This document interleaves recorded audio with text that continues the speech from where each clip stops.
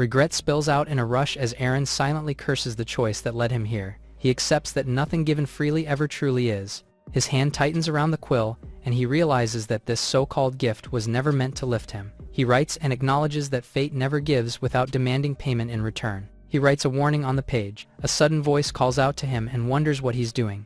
Eren brushes it off lightly and insists it is nothing serious. She freezes in silence. He looks up and asks what has upset her. Nona stutters and claims it is nothing. She asks why he has to write with a grin on his face. She raises her voice and asks how anyone could face the idea of a will without fear or tears. She demands that he break down already. He responds lightly by downplaying the place and treating it as less dreadful than it seems. She repeats his words in disbelief. She mentions that they are imprisoned in the Goblin King's castle. She explains the Goblin King's reputation and has spent years turning his home into an impenetrable death trap. Even the most revered knights of the kingdom are said to be unable to break through its defenses. She tells a tale of a duke who once led an entire army to rescue his captured daughter. No one succeeded, and the Goblin King wiped out the entire army. He jerks forward in disbelief and shock. She confirms and explains that the duke was a friend of the daughter's father. Aran's face lightens as he realizes something and makes Nona curious. He thinks that if the Goblin King is truly powerful, then the snail will not be able to reach him. She watches him closely and wonders how he is still smiling despite everything she has said. Her lips tremble as she struggles to hold herself together. She finally bursts out into tears. She continues to cry as he scratches his head in the next cell. She wipes at her eyes and mutters an insult under her breath. She reflects on her father's absence and the dwindling prisoners around her, and resolves to leave something behind in case she disappears. Her gaze drifts back to him through the bars as he calmly hums. She sees the book and quill sitting on his lap. She hesitates and gathers courage before calling out to him. She asks to borrow his pen and paper. He turns in surprise and realizes that she wants to write her own farewell. She admits she cannot bear the thought of disappearing without leaving a single word, while he flatly refuses to hand anything over. She starts to thank him, then freezes as she notices his refusal. Frustration boils over, and she snaps back. He explains that the notebook is made in a way that makes tearing out pages difficult. Her expression shifts into a strangely calm smile as she suggests taking the entire notebook instead. He immediately recoils at the idea and insists that this diary is all he has left to serve as his will. He turns his head and draws out a hesitant pause, as if weighing what to say next. He complains about the absurdity of anyone casually handing over something as personal as a diary. She snaps back and shouts that none of it matters anymore, since they are all doomed anyway. Her anger escalates as she yells for him to stop acting so calm, and to hurry up and give it to her already. He shuts her down flatly without hesitation. She freezes as her face fills with frustration and disbelief. Rage bursts out of her as she threatens him wildly. She lunges forward and wedges herself between the iron bars. She slips further than intended and ends up stuck. He looks back and asks what exactly she thinks she is doing. Tears stream down her face as panic replaces anger, and she cries out helplessly that she is trapped. He stares for a second in silence, then covers his mouth as laughter bursts out despite himself. He moves closer and calmly explains a plan to push her back out together. He places his hands against her cheeks to steady her and prepares to count. A sudden sound freezes him in place and dread flashes across his face. He realizes with horror that midnight has arrived. The ceiling starts to rumble as they stare up. He whispers in panic that she has returned. His thoughts spiral as he recalls that no matter where he hides, that the woman comes every Sunday before dawn. A hooded woman approaches with a massive scythe and the severed head of a goblin hanging at her side. The snail appears ready to claim the life of Eren. Eren remembers how her mother reminded him that nothing in this world ever comes without a cost. She tells him to remember it before sending him off on an errand. The younger version of him stares back in confusion at how suddenly the task is thrown at him. The confusion lingers in his older self. The divine being offers him limitless wealth, while casually revealing the price that comes with it. He stands firm and rejects the idea of free miracles. Relief washes over him as he convinces himself that heaven recognized his good deeds. He asks one last practical question about whether he is even allowed to fight back if attacked. The divine being makes it clear that whatever happens next is entirely his problem. He relaxes with his eyes closed and rubs his chin as he imagines how easy the task will be. The memory jumps forward to him lounging in luxury as he pays for protection. Thunder splits the night sky as lightning crashes over the mansion. A hooded figure appears outside the entrance and leaves him shocked. Panic tightens his chest as he stammers. A crimson eye sharpens with focus as the hooded woman locks onto him. His breath catches as fear overwhelms him. He forces an awkward grin and tries to diffuse the tension. The attempt fails instantly as chaos erupts. A gold coin rolls across the floor and stops at her boots as she stands unmoved. She stares down at him in silence, with her scythe in hand. He gulps as he finally grasps the situation. He screams in panic as he runs away. The snail stands unfazed and does not bother to chase after him. The clock hand clicks into place at midnight. He jolts awake in terror as he realizes she has already found him. The moment repeats itself across different nights as the clock strikes while he flees through forests and camps. No matter where he runs, as soon as midnight hits, his escape never lasts. He collapses in exhaustion as he dismisses gods and miracles as lies before inviting death out of sheer fatigue. She stands before him in silence as she raises her weapon. Fear snaps, his eyes wide open as survival instinct roars back to life. The scythe lifts as she prepares to strike. He sprints in panic as he apologizes loudly. He stands outside the Goblin King's castle. He thinks that even the air around it feels soaked in violence, and that anyone dragged inside would be doomed. Goblins burst out, shouting threats and ordering him to leave or be dragged through the gates by force. He smirks and fires back, with exaggerated bravado and crude taunts. The goblins freeze as the weight of his insult sinks in. Rage explodes across their faces as they roar that he has crossed the line and swear to kill him on the spot. Everything goes wrong in an instant. The snail stands and snares at him as he stares in disbelief and realizes that she still came for him here. Sweat drops along his jaw as fear tightens his throat. She shifts her grip on the scythe and turns her head slightly. Nona in the nearby cell watches everything unfold with wide eyes and no words left to say. He hesitates to speak as he continues to sweat. He starts pleading, and the next instant the wall explodes with a violent crash. Nona freezes as her eyes go wide in pure shock. Aaron bows as the snail's attack barely missed him. Both Nona and Aaron tremble as the snail slowly approaches. The snail raises her weapon as Aaron stares up and realizes this time might actually be the end. Nona screams and cries desperately from the other cell. It catches the attention of the snail and makes her look that way. Something clicks in his head as his expression sharpens. He moves at the perfect moment and reaches into his pouch. The snail looks back and notices his sudden movement. He raises a small sphere in his hands. As he executes his plan, he throws it onto the floor and smoke quickly surrounds the entire room. The snail stands in the smoke as Aaron bids farewell. He leaps outside the broken walls as he carries Nona. Nona struggles to understand what is happening. They plunge downward together as he continues to mock the snail. The snail calmly watches as they continue to fall down. Aaron uses a parachute to slow down their descent. The snail turns away as she begins to walk. She stops by the Goblin King's head. She pauses briefly, and then she throws the head off the ledge with a grim stare. The Goblin King's castle is seen ahead through binoculars. A person holds the binoculars firmly as they continue to scout ahead. And Noble spies the surroundings with mercenaries behind him as they hide behind a nearby rock. The Noble asks to confirm if they are truly mercenaries, and one of them affirms that they are. The Noble lashes out and demands to know why they have not attacked yet. One of the mercenaries snaps to attention and begins reporting urgently. He explains that the fortress is hard to assault, and rushing in would be disastrous.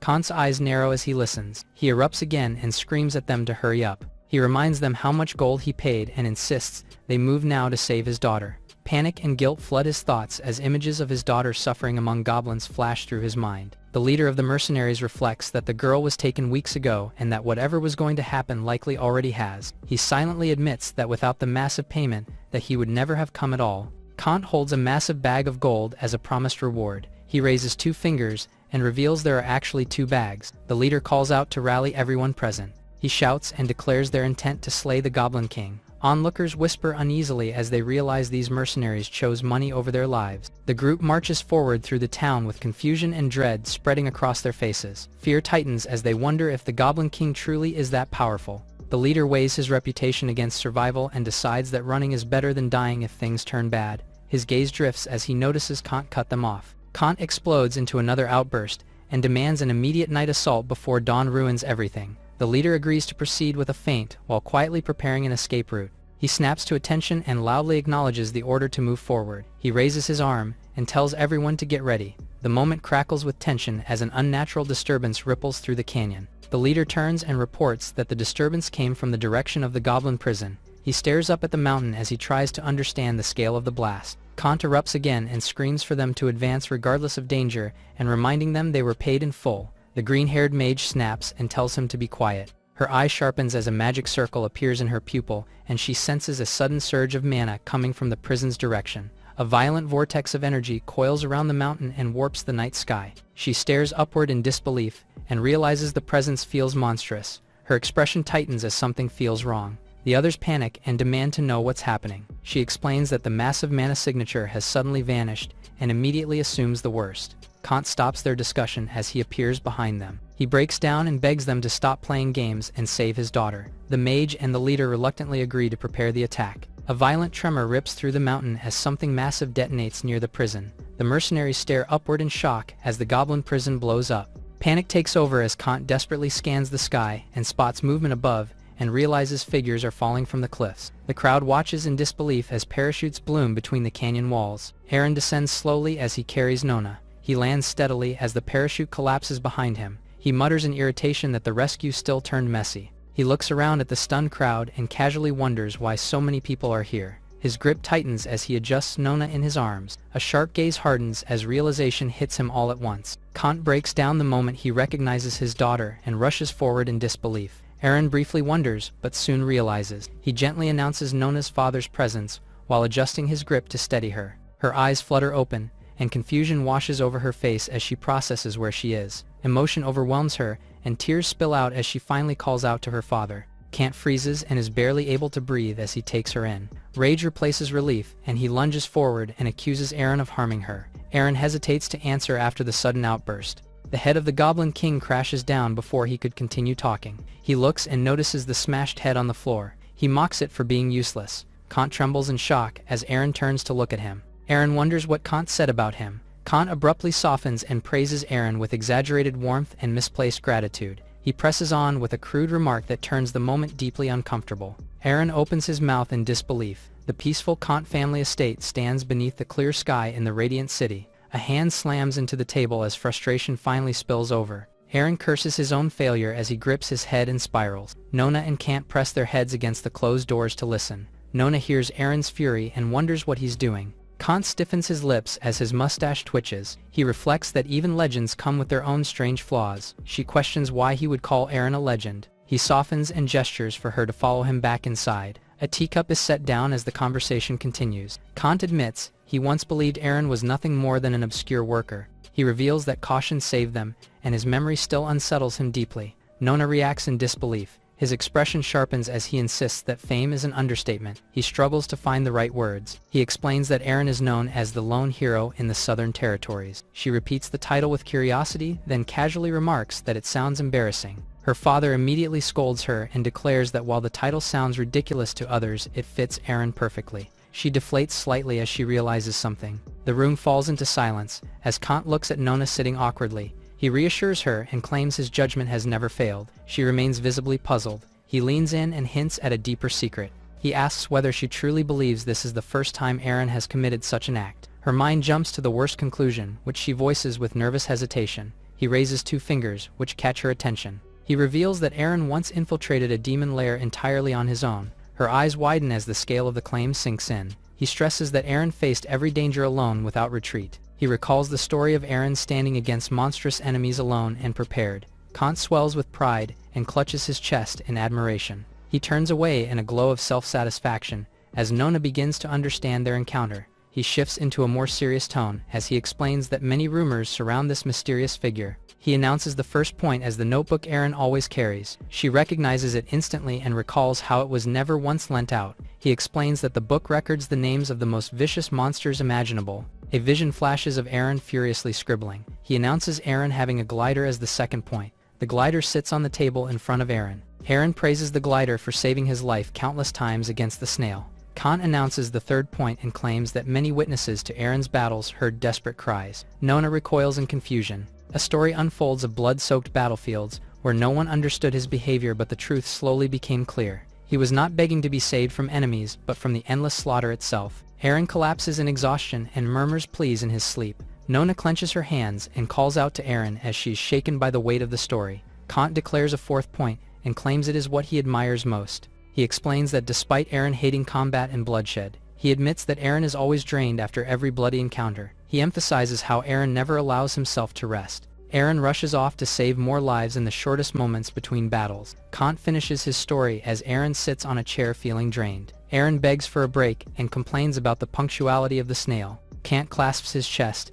and declares absolute reverence as if witnessing a living god. Nona softly calls out to him. Her hands clench as emotion spills over. She breaks down completely and declares a reckless decision driven by admiration and tears. Kant panics instantly as he tries to shut the idea down before it goes any further. Eren slams down his hand in disbelief. He refuses to accept fate and insists he cannot be taken so easily. He throws his fist up and shouts with full confidence. The snail sneezes at the mention of her. She pauses for a bit and then continues to walk away. Nona approaches with a teacup in both hands and offers it to Eren. She waits by the desk while Eren looks up from his work and politely turns her down. She reappears, holding a small cake, and offers it again. He gives the same gentle refusal. She then proudly presents a large bowl of chicken soup. He lowers his head over his book and refuses once more. She tries to speak again, but he interrupts her and asks if she has anything else to do today. She freezes in place. She admits she only came because she worried he might be lonely and bored on his own. She shyly reassures him that he's not a bother at all.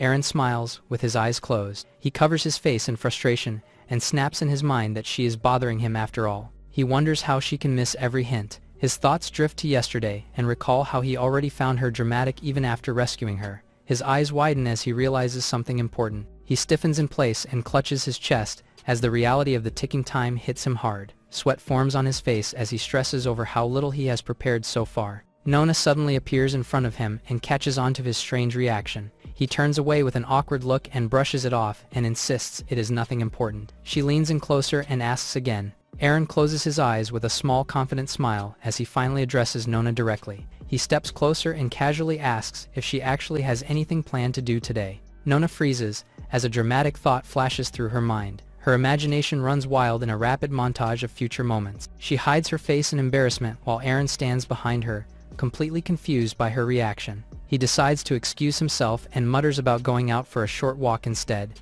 He awkwardly tells her he will step outside for a bit. Nona jolts in shock as she suddenly realizes what his words sound like to her. Her expression hardens with determination as excitement builds in her eyes. She bursts with energy and eagerly agrees, and leaves Eren stunned by how ready she looks for this sudden turn of events. Nona trails behind him through the quiet street. Her expression sharpens as confidence kicks in, and she mentally celebrates how fast things seem to be moving in her favor. She suddenly shifts into lecture mode. She explains that when the girl asks first but the guy usually overthinks and gives vague answers anyway, she demonstrates the trick by casually suggesting an option. She declares the real goal is to choose the place herself while making it seem like his idea. She watches him from the corner of her eye and smiles as she congratulates him internally for playing along so smoothly. She finally asks where he would like to go. She praises herself internally. Her calm cracks and surprise flood her face as he mentions the alchemy workshop. She collapses into disbelief due to him picking something so specific all of a sudden. Eren glances to the side and asks what is wrong. Nona immediately overcorrects and insists everything is fine. The glowing city reveals alchemy workshop. The two walk side by side down the lane. She explains that this is the largest alchemy workshop in the area. They stop at a counter where a worker is sleeping. Eren knocks on the counter as he calls for attention. He asks if they could spare him some time. The shopkeeper looks up and lazily asks what this is about. Eren steps forward and gets straight to the point. The shopkeeper jolts upright in shock. He immediately recoils and waves it off. Nona smiles to herself while listening. She steps forward confidently and frames the situation as her moment. Eren drops a bag of gold on the counter and shocks the shopkeeper and Nona. The shopkeeper explodes in anger. Eren adds another bag of gold on the counter and continues to shock them. The shopkeeper shouts in rage at the insult. Aran adds another bag as it spills the gold inside. He continues to add a few more bags. The shopkeeper imagines himself on top of a lot of gold. A stern, older alchemist storms in and declares that he will handle the guest himself. Eren awkwardly accepts while holding another bag of gold. A short time passes as the workshop settles down. Several tied money bags now sit neatly on the counter. Nona recognizes how money reshapes the mood in an instant. Eren checks the pile and asks Odin if the glider puppet is in good condition. Odin answers while working and explains that the mechanism is extremely delicate and far beyond ordinary handiwork. Aran points out that the device was not just made by a craftsman, but also by an alchemist. He pauses mid-thought and struggles to recall Stahl's name. Odin suddenly stops working. He jolts upright as shock flashes across his face at the name being mentioned. Eren confirms it and asks why it matters. Odin snaps back loudly and wonders why Eren would ask why. He declares that Stahl in question is the most famous alchemist in the kingdom. Eren calmly acknowledges the fact. Odin shouts that calling someone merely well-known is a massive understatement. Aran explains that Stahl was reluctant at first and only agreed after being paid an overwhelming amount. Odin freezes and wonders if he underestimated the scale of what was offered. The realization lands cleanly when it is pointed out that this was not excess, but the bare minimum. The words echo in his head as his pride takes a direct hit. He realizes just how far out of his depth this request truly is. He sits alone at his table under a heavy silence while figures whisper in the background. Eren leans forward and asks if there's a problem. Eren keeps working without looking up and asks them to wait while he finishes fixing the device. Eren politely says they will leave him to his work. Odin sets the fixed glider on the counter after a while. Eren reacts in disbelief at how quickly the work was completed. He turns it over in his hands and wonders if it was really that simple. Odin casually explains that the task was never difficult and questions why it would take so long. He adds that the mechanism will never fail as long as it is not used. Eren tries the mechanism and it starts to spin. The mechanism suddenly lurches forward as the parachute is released. Odin's face twists in horror as he witnesses something. The logo of the parachute is shown as a raised middle finger. Eren reacts instantly with a confident thumbs up and praises the result. Odin demands to know why it was activated at all. Eren hurriedly offers to pay the repair fee again. Odin freezes at the offer and the sincerity behind it. He insists on extra payment while crossing his arms. Eren quickly agrees and praises his skills. Odin straightens up with pride and explains that his skill comes from a long line of craftsmen. Eren speaks up with urgency as he asks for help creating a tool meant to restrain people. Odin leans in with a sharp reaction and questions what kind of device he is being asked to make. He dramatically presents a powerful seal that even the city guard relies on to stop massive threats. Eren points out that something limited to giants will not solve his problem. Odin pivots again and proposes a brutal chain-based restraint used by the capital on the most dangerous prisoners. Eren calmly responds that he already knows that device well and has personally broken several of them before. Odin scrambles through his ideas and insists he still has more options to offer. He unveils an even more extreme restraint designed for uncontrollable giants. The pitch escalates further as he brings up a legendary device said to bind even dragons. The rant ends abruptly when the mention alone triggers Eren's frustration. Odin stares ahead with a strained smile and senses he is being messed with.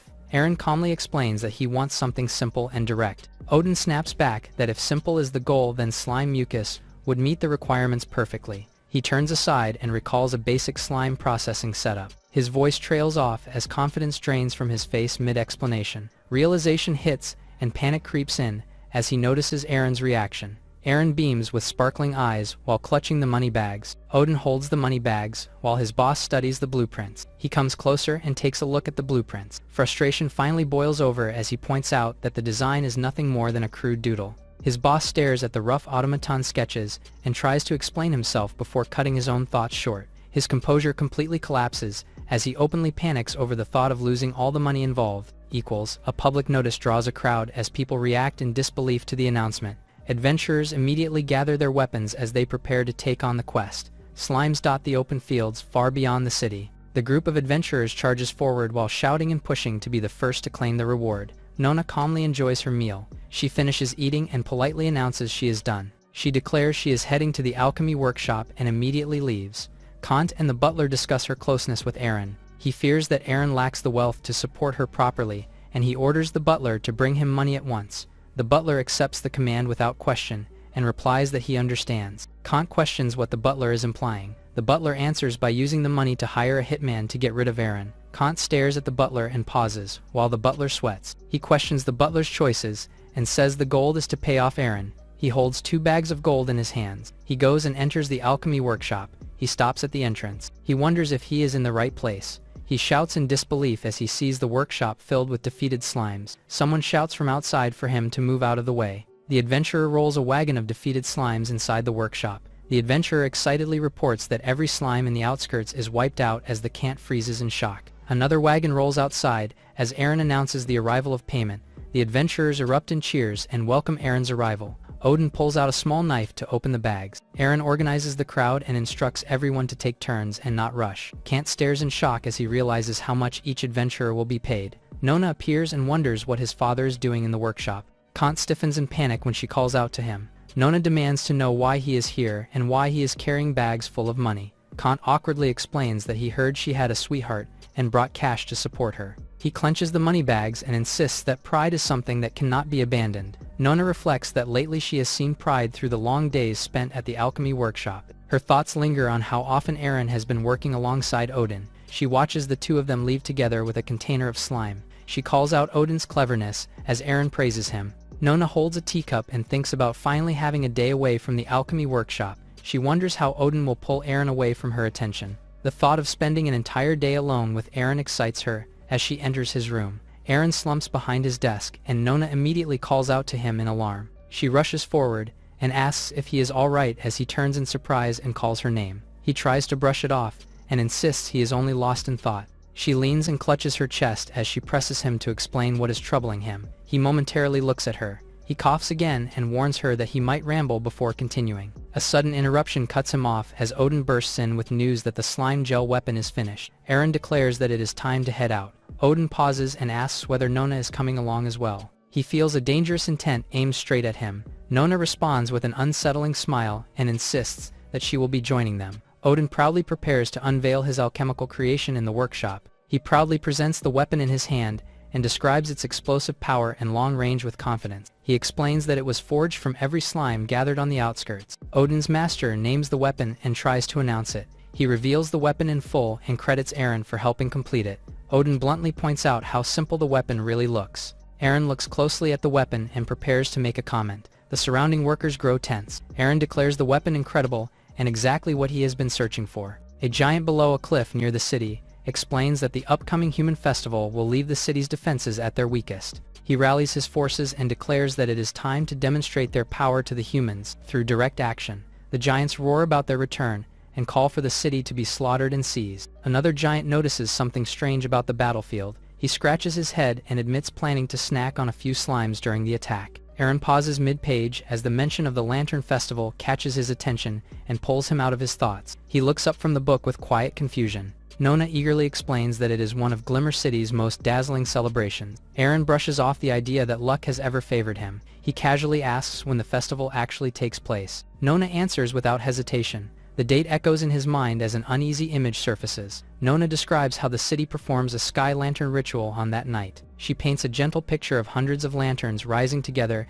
and bathing the city in warm light. She speaks of wishes entrusted to the glowing sky. Panic erupts as the crowd screams about a monster and a murderer. The snail appears and makes it clear that she will find him no matter where he runs. Nona excitedly explains how the Lantern Festival fills the streets with rare food stalls and treats you can only find once a year. She eagerly points out her favorite festival shop and insists on skewers from a place that only opens during the celebration. A vendor hands over hot skewers and urges them to eat quickly while the festival is still ongoing. The snail reappears and warns that tomorrow will never come for him. They both think of the festival but with different outcomes. They both admit that they can't brush off the feeling. Nona calls out to Eren. She hesitates as Odin enters abruptly and asks for him. Her expression softens into a smile after a brief silence. Nona suddenly slams the table and shouts at Odin. An uneasy atmosphere hangs in the air like an approaching storm as she stares at him. Eren hurriedly dismisses his concern and announces that he will be leaving for the Lantern Festival. She turns back with fiery resolve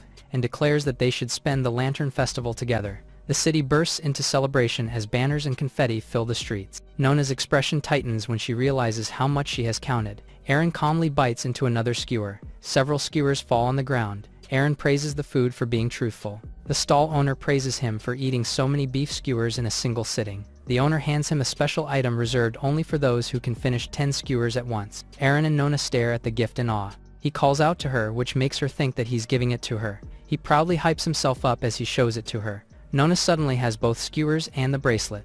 The owner apologizes and explains that only 2 bracelets were made, and the other was already bought earlier. Nona freezes as she processes that another girl already has the matching bracelet. She imagines that somewhere in the city, another girl is wearing the same bracelet as Eren. She loudly orders more beef skewers to cover her emotions while Eren laughs along. She quietly realizes that he actually put the bracelet on. Back to the lively street as the festival noise continues and Nona shouts for even more drinks. She hiccups softly as Eren notices and asks if she is alright. She laughs it off and excitedly explains that the city sets off fireworks every year right around midnight. A single spark shoots into the night sky, then followed by a brilliant explosion of color. Both of them freeze in surprise as the fireworks bloom above the lantern-lit streets. Nona turns back with shining eyes and points eagerly as the display begins in earnest. Eren stares upward in quiet awe and realizes how long it has been since he last felt this calm and wonder in his life. She begins to explain that she usually comes alone since her father is always busy with dull obligations. He apologizes and decides he has to leave immediately.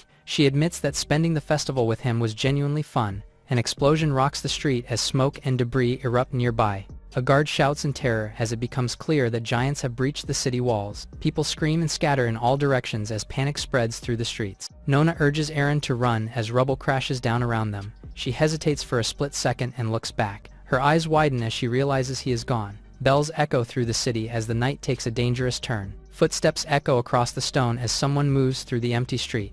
A hooded figure comes into view. Eren faces the snail head-on and recognizes her arrival. His eyes widen as he sees something. He looks closer at the snail and confirms his suspicion. A small dango bracelet dangling from her grip becomes impossible to ignore. Eren recoils as he recognizes the bracelet on his own wrist and stammers in disbelief. He stutters as he realizes they have the same bracelet. He demands to know why the snail has the bracelet. He recalls the stall owner explaining that only 2 bracelets were ever made. The realization hits him that a girl took the other bracelet. He repeats the phrase as he looks at her. He points and mocks her for not looking like a girl. He explodes with accusations and demands to know if she stole it from someone helpless. She answers him only with silence and an unreadable stare. She casually picks up her scythe. He watches her closely and declares that this tense reaction is exactly what he was hoping for. She launches forward with her scythe as he braces himself. She twists her body and swings down hard as he aims his weapon at her. He fires a burst of slime at point-blank range. The slime erupts and swallows her.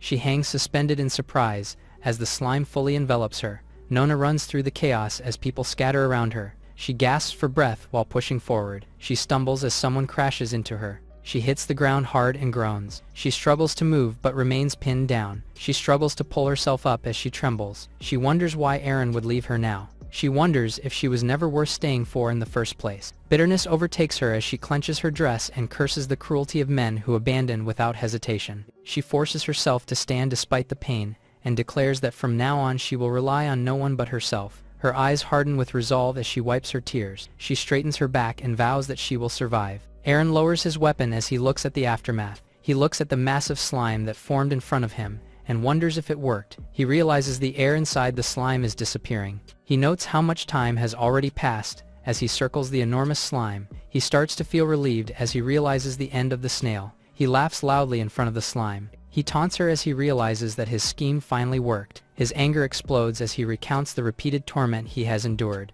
The slime suddenly writhes all around. A hand slowly comes out from within the slime. She fully emerges from the slime as he continues to rant. She pulls out her scythe from the slime as he continues to taunt from the other side. She puts on her hood as she silently listens to what he's saying. She slowly walks towards him. He abruptly stops, mocking as he sees her approaching. Realization hits him all at once as he screams in disbelief at the sight of what appears to be a corpse rising behind him. Nona pushes through the fleeing crowd and bumps into a man. The man freezes as Nona peeks to see what lies ahead. A group of armored giants blocks the street ahead. One giant declares the city theirs now. Another giant strikes his ally aside in frustration and barks orders about supplies. The leader regains control and orders the loot secured first, while the others deal with the civilians. The giants agree and receive orders to seize children for food and kill any adults who resist. The giants advance as terrified townspeople shrink back. A mother shields her crying child and desperately tries to calm him as fear spreads through the crowd. Her eyes harden as she watches the giant approach. She asks for help as she clings to her side, but no one dares to approach her. Tears roll down her face as she continues to call for help. She begs for her child to be saved. One of the giants mocks her plea. A furious shout cuts through the tension. Nona pushes through the crowd and demands that the child be released. The giant picks his ear with his finger. He asks if Nona could hear herself speaking. He questions her position to order him around. She shouts for him to only take the supplies but not kill the people. The giant grabs her and claims she's the one they are looking for. Nona panics and demands that he put her down. He threatens her by saying what can happen to a pretty girl like her. Panic overtakes her as she begs him to stop touching her. Tears stream down her face as she desperately tries to stop the giant's fingers. The giant rips her dress as she begs him to stop. She continues to cry and shouts for him to stop. A blast hits the giant in the head as he slowly falls. Nona falls to the floor as Kant rushes toward her in horror. Kant drops beside her in a panic and asks if she was harmed. She barely manages to answer him. He pulls her into a tight embrace and soothes her. Odin urgently reports that the Lord and his soldiers have escaped without them. She hesitates as she tries to speak. The giant mocks them for thinking they could still run after everything that has happened. He rages about being struck by an alchemy cannon and pounds his own head as his anger boils over. He declares that all of them will die. Kant steps forward with his blade and vows that the giant will fall before he ever touches his daughter. The ogre sneers and accepts the challenge. Kant nervously explains that it was only a figure of speech. Nona grabs a sword and shouts that she will fight herself to protect her father. Kant desperately orders her to flee with Odin. The giant spreads his arms and invites her to attack. Odin readies his cannon and promises to support her. Nona shouts back with fury as she grips her sword, while Odin stands beside her. Her eyes tighten with raw determination. She screams her challenge and charges forward. The giant welcomes the fight and braces himself as she leaps at him from below. Kant cries out her name in terror as the clash unfolds. The strike fails as she trips over the floor. She freezes in place as the giant stares at her. The giant laughs at her awkward fall and mocks her attempt. The giant mocks her as he hands her sword to try again. The giant assures that he will not kill her. The giant reels as a blast slams into his shoulder. Odin steadies his cannon and shouts back at the giant to stop spewing threats. He grits his teeth and reminds the giant that he is still very much in the fight. The giant dismisses him as an irritating nuisance. The ogre charges and strikes Odin, and sends him flying. Odin crashes across the ground. The giant announces that he is done playing and orders everyone to be slaughtered. Nona freezes as the words sink in. The ogre rallies his men and proposes a twisted contest over who can kill the most as his soldiers cheer. Heavy footsteps thunder forward as someone screams for everyone to move immediately. The giant freezes mid-taunt as something catches his attention. Eren charges straight down the street while shouting for everyone to clear the way. He barrels between the giants and forces a path. His sprint cuts through the crowd like a wedge as people recoil and stumble back. Nona breaks into a run after him. One of the giants laughs loudly as he notices the escaping human and mocks the attempt. A sudden blur slices across the street, and the giants stiffen as something unseen strikes. Nona grabs Eren and pulls him into her arms as she cries out that he has returned. The crowd erupts in awe and excitement as they recognize Eren as the one who slew the giant with a single strike. Cheers swell around them and hail him as a hero, while Eren looks overwhelmed as Nona clings tightly to him.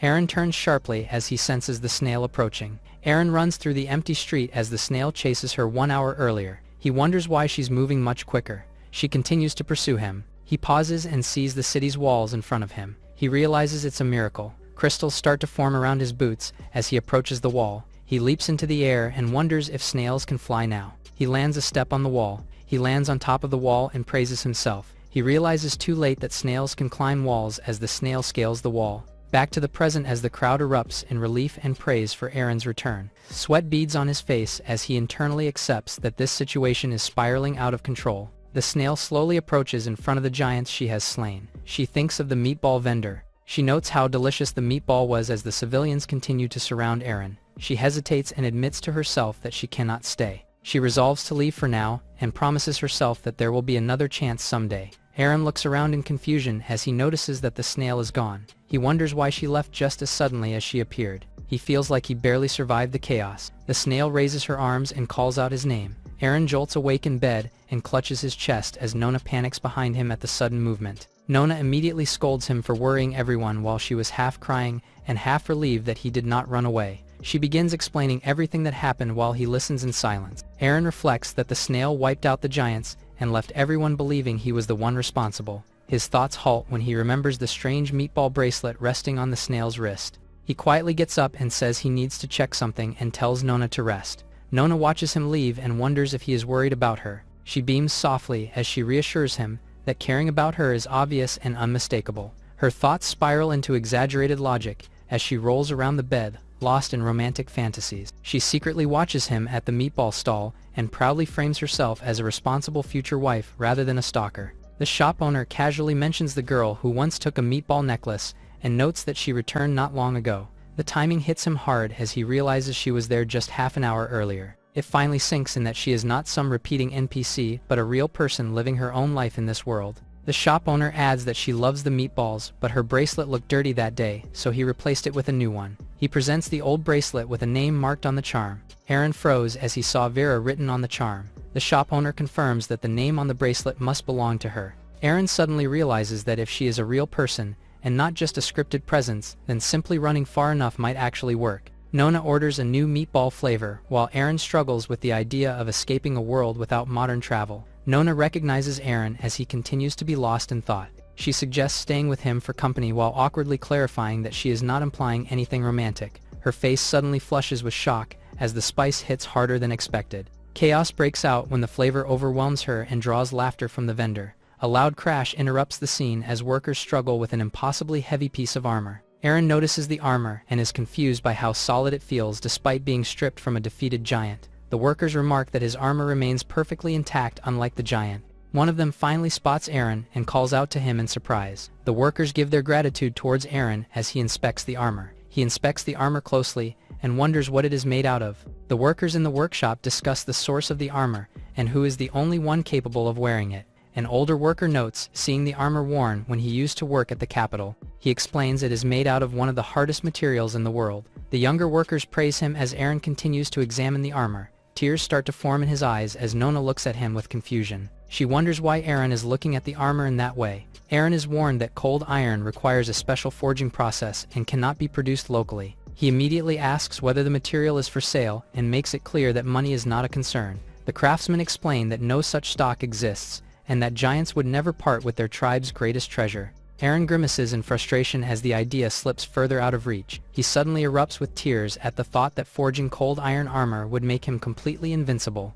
The craftsman hurriedly clarified that cold iron is unbelievably heavy and nearly impossible to transport. A spark of realization flashes across Aaron's face. He slowly lifts his head and stares at the massive cage in front of him. He imagines imprisoning Vera in a cage. He declares his intention to head north immediately and forge a cold iron cage on the spot. The gathered craftsmen stare in horror as panic spreads through the crowd. Nona's eyes widen as a sudden thought takes shape, and she realizes stepping forward now might change everything. A romantic fantasy flashes through her mind where Aaron praises her loyalty. She imagines that townsfolk warn Aaron that giants only see humans as tools and enemies. Aaron imagines Vera fighting against the giants in the cold weather. He connects the dots and realizes cold iron armor could solve several problems at once. The craftsmen panic as they explain that the northern roads are deadly and survival without preparation is impossible. Aaron continues to imagine Vera being frozen to death. He declares his plan complete and clenches his fist with renewed confidence. He announces his resolve to go north and challenges anyone willing to follow him. The group immediately backs away in fear, leaving Odin frozen in place. Odin hesitates and glances sideways as he senses all eyes shifting toward him. A firm grip snaps shut as Aaron calls out to him with absolute certainty. Aaron shakes Odin's hand and praises him for being the same with him and leaves him in shock. Aaron leans in and declares their bond and calls Odin his closest ally. Odin panics and insists he cannot leave due to an apprentice contract. A formal transfer contract appears which is prepared and sealed among piles of coins. Odin is abruptly handed over. A simple market exchange happens quietly and contrasts the chaos unfolding. Odin is dragged helplessly across the floor as Aaron charges forward without hesitation. The pair look down as Odin clings desperately to the edge and begs not to be taken north. Nona gently interrupts as she leaves to speak with her father. Aaron crouches beside the exhausted Odin and announces that payment will be handled properly. He confidently proposes a generous monthly payment. Aaron and Odin stand outside the grand building that houses the Merchant Association. Odin questions why they would ever step foot in a place ruled by greed and profit. A furious official rants about textile margins, while Aaron and Odin observe from a distance. The man finally notices them and turns around. His expression flips instantly as he recognizes the hero who saved the city and sees an opportunity. He greedily resolves to keep Aaron satisfied and bind him with long-term benefits. Introducing himself as the branch chairman, and he formally welcomes Aaron with exaggerated politeness. Odin internally mocks how quickly the man grovels without being prompted. Aaron bluntly states his urgency about reaching the Northlands by Sunday. The chairman freezes at the mention of the Northlands. He hesitantly suggests the request is far beyond what the association can normally handle. Aaron calmly insists it is possible and presents a detailed list of preparations. The chairman reluctantly agrees to review it. His eyes widen as he scans the list. He stumbles over the contents and is shocked by the sheer scale and absurdity of the demands. Aaron loudly emphasizes the need for carriages. The chairman snaps internally and is convinced that Aaron must be mocking him. He tries to explain that unicorns are sacred and extremely rare. Even royal ceremonies barely have access to such beasts, as Aaron shrugs it off and claims money is not an issue. The chairman stiffens and clarifies that this problem goes far beyond payment. He explains that the Merchant Association operates on a strict VIP ranking system, and Aaron does not meet the required qualifications. Aaron references the Red String membership and their requisition, as he confirms he has them. He raises his hand and reveals that he possesses one of the red strings. The chairman stifles a laugh and starts explaining the rules with a thin smile. He clarifies that membership privileges depend on deposits and Aaron only qualifies for a single string. Odin whispers his embarrassment. Aaron scratches his head, then suddenly lights up as a realization hits him. He confidently announces that he actually owns plenty of red strings. He reveals that he had so many that he knitted them into a sweater. The chairman's face freezes before twisting into total shock as the revelation sinks in. He drops to one knee and declares unwavering loyalty to Eren. He vows to go to any extreme and fulfill any request without hesitation. The Merchant Association's red string is explained as a symbol of absolute authority and status, and their standing within the association becomes higher with more red strings they possess. A sweater made entirely of red strings raises disbelief over what kind of rank that represents. The chairman eagerly asks if there are any additional requests now that preparations are underway. Eren calmly asks whether their departure on Wednesday morning will pose any problems. The chairman freezes and realizes how little time remains to prepare everything. Eren's steady gaze makes it clear he has no intention of backing down. The chairman quickly reassures him and insists there is more than enough time. He explains that a snow elf is an extremely special existence and hints that such a person's status would be beyond ordinary measures. Eren states with certainty that she will come. The snow elf sits by a window and quietly reads a document. An attendant gushes over the Lord's elegance. She recalls how the Rosy City was once plunged into chaos as monsters overwhelmed its streets. The former Lord is condemned as a coward who exploited the people.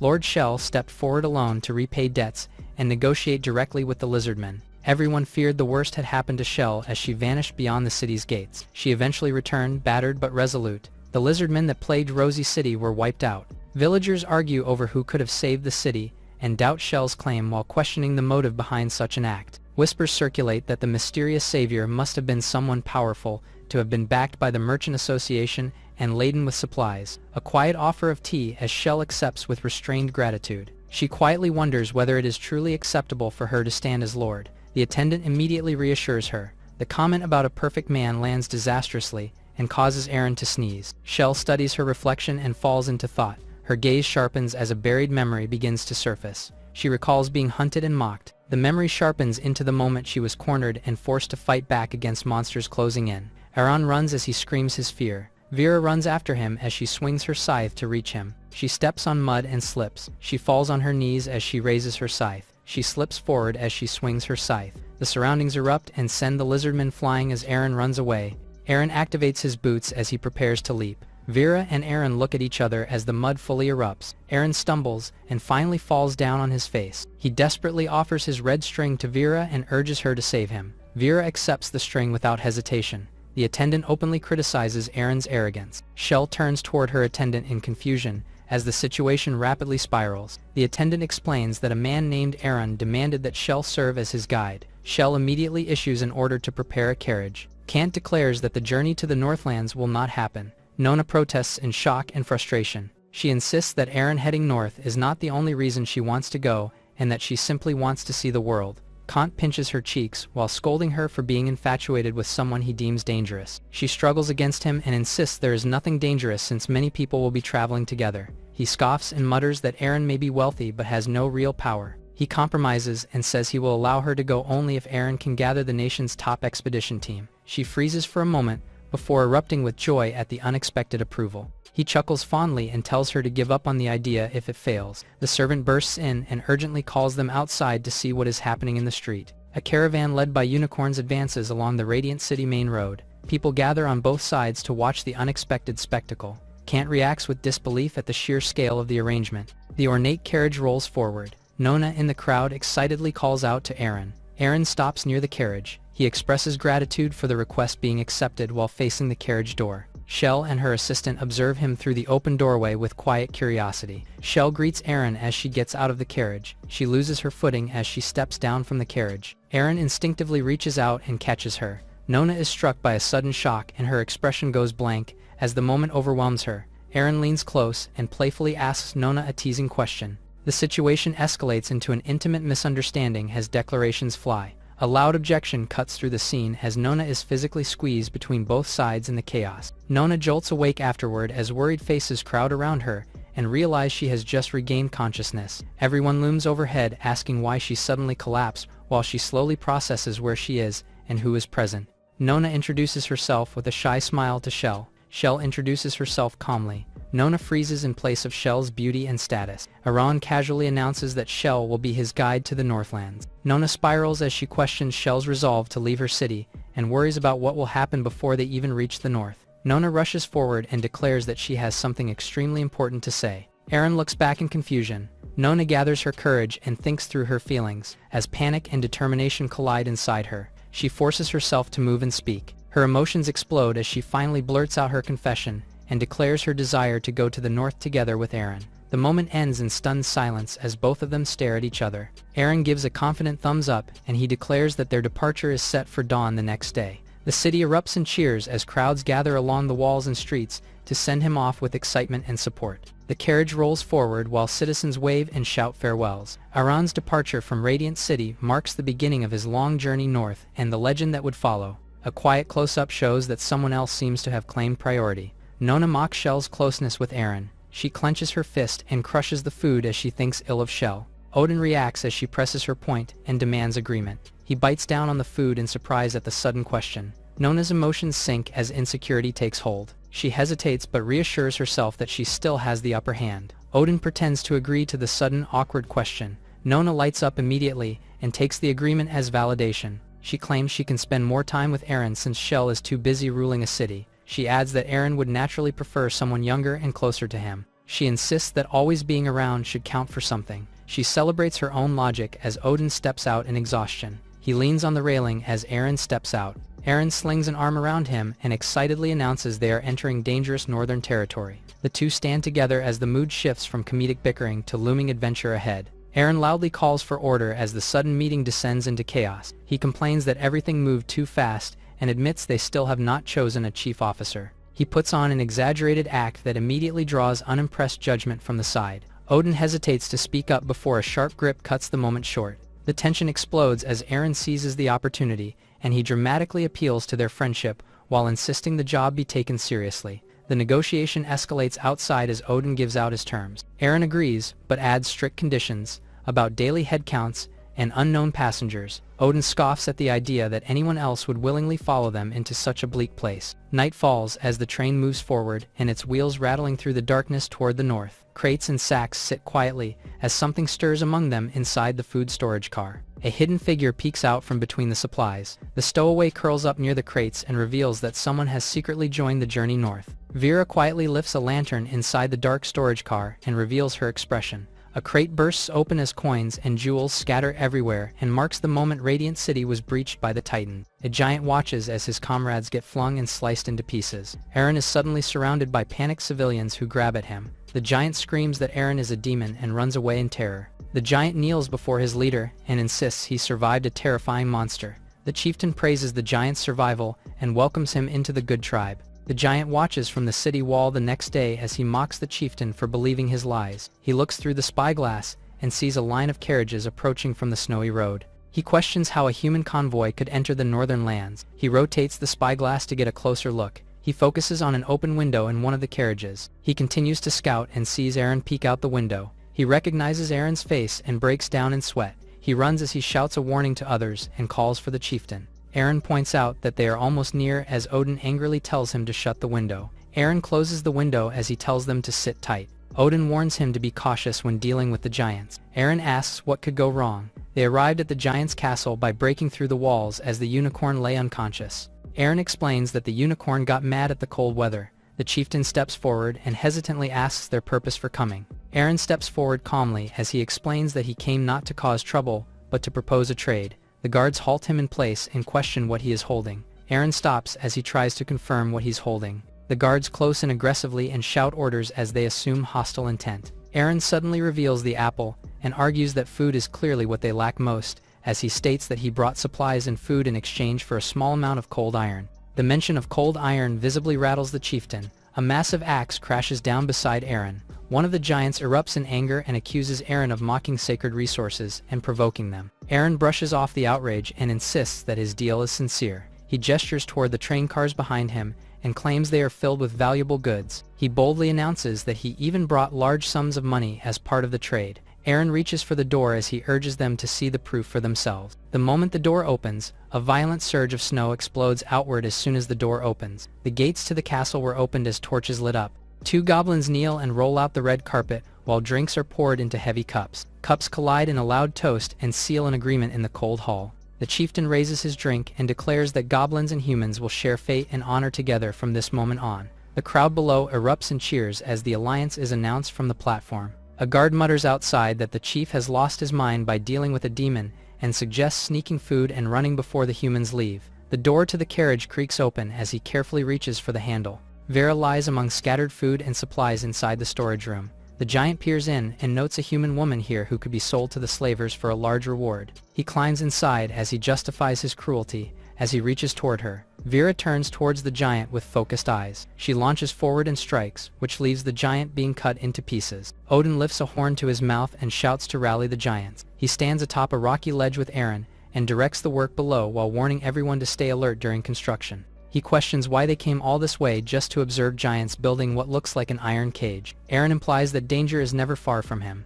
He adds that he has learned to live with it as he dramatically puts on his hood. Odin turns away and chuckles. He walks away and confirms Eren has lost his mind. Nona watches them from inside the carriage and wonders why they spend all day together. She points out that the two are together again as someone calls her out and asks what she's doing. Shell stands in front of her while she nervously brushes it off and claims she was only enjoying the scenery. Nona asks why a city lord would abandon responsibilities just to come all the way out here. Shell's expression turns serious as she begins to explain the real reason behind her presence. She leans forward with a dreamy smile and is convinced that her connection with Eren runs deeper than coincidence, while Nona reacts in open disbelief. Hearts float around as Shell settles back into her seat, while Nona turns away with a conflicted expression. The group crowds together outside in the snow as someone reports that an entire month's worth of food has vanished and they realize Baku is gone. Eren fumes internally and blames Vera for attacking earlier and stealing supplies before disappearing. The chieftain suddenly steps forward and demands answers from him. He presses for the truth and forces Eren into visible panic as he struggles to explain himself. A sharp interruption lands before Eren can finish. Odin steps in angrily and points out the obvious flaw in the accusation. He questions why a giant would even approach a grain cart.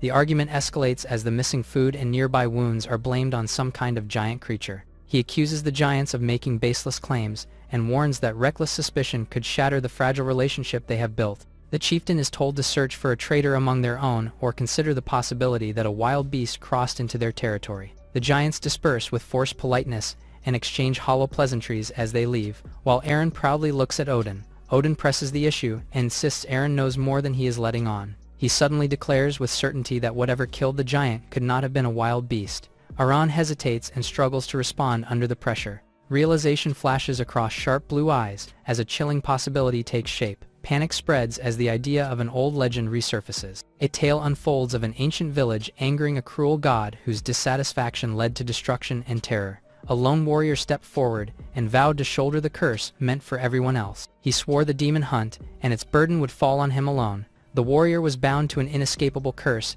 and wandered endlessly while fleeing the hunt that followed him. The story closes on the grim aftermath and reveals that even when the villagers believed they had found a solution, but death had already claimed its price. Odin erupts in shock and realizes that the curse being described might be the same one tied to Eren. Eren inwardly panics as he wonders how to respond without making the situation even more uncomfortable. A sudden spark of realization hits, and accusations fly as Odin connects the legend directly to Eren. Odin waves it off and reassures him. He boldly declares that he refuses to let Eren die. Eren questions why he should feel inspired instead of alarmed. The construction reaches completion and reveals a massive iron cage towering over the rocky terrain. The chieftain questions the purpose of such a huge cage made entirely of cold iron and worries about the difficulty of transporting something so enormous. The answer comes hesitantly and hints that the cage is meant for immediate use and decisive battle that is fast approaching. The chieftain stiffens as a sudden sense of unease hits him. The trap is revealed as the iron cage snaps shut and crams the giants together inside, while Eren flashes a smug peace sign in front of them. Panic erupts among the giants as they shout that Eren planned this all along.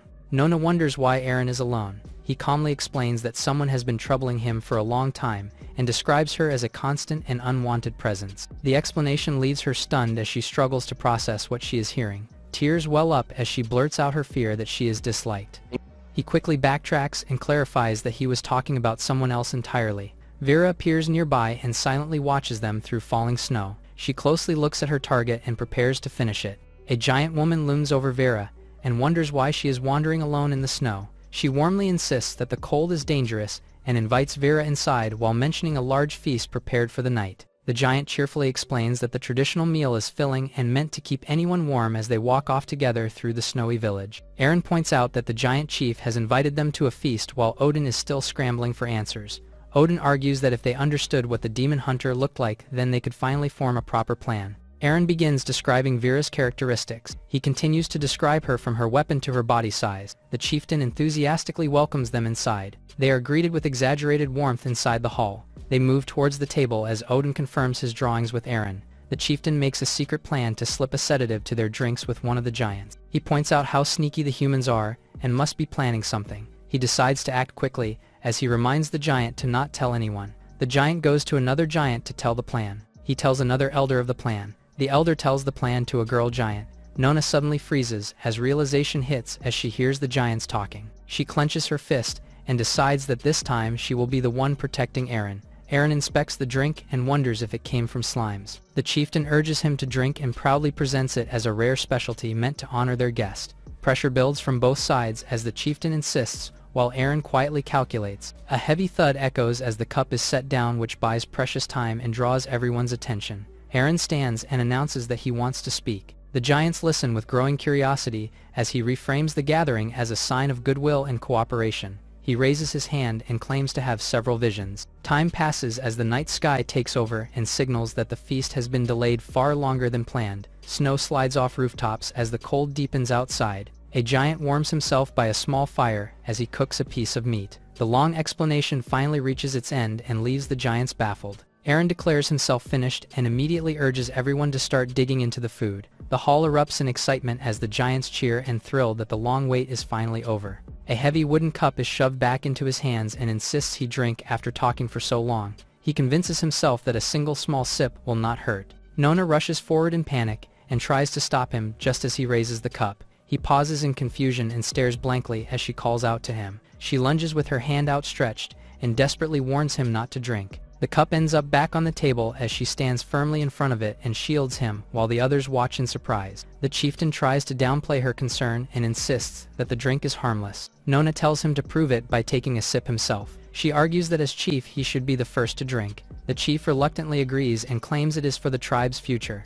Nona watches him closely. The cup of slime wine trembles as bubbles rise to the surface. The chief slams the cup down and explodes in anger. He declares the dinner over and storms out and claims they should never have invited such rude company. Nona fumes, unable to believe they are the ones being blamed. Odin quickly covers her mouth and holds her back. He drags her away despite her kicking and pointing in protest.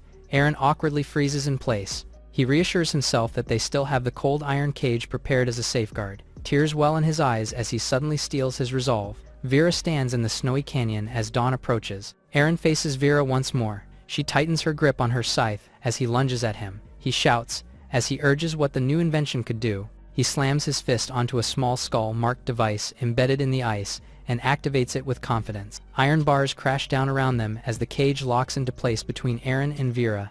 Eren stares in disbelief as he realizes something has gone terribly wrong. He shouts in frustration after discovering that the activation switch was placed inside the trap itself, enclosing both him and Vera as he admits that neither of them can escape now as the cage is revealed in full.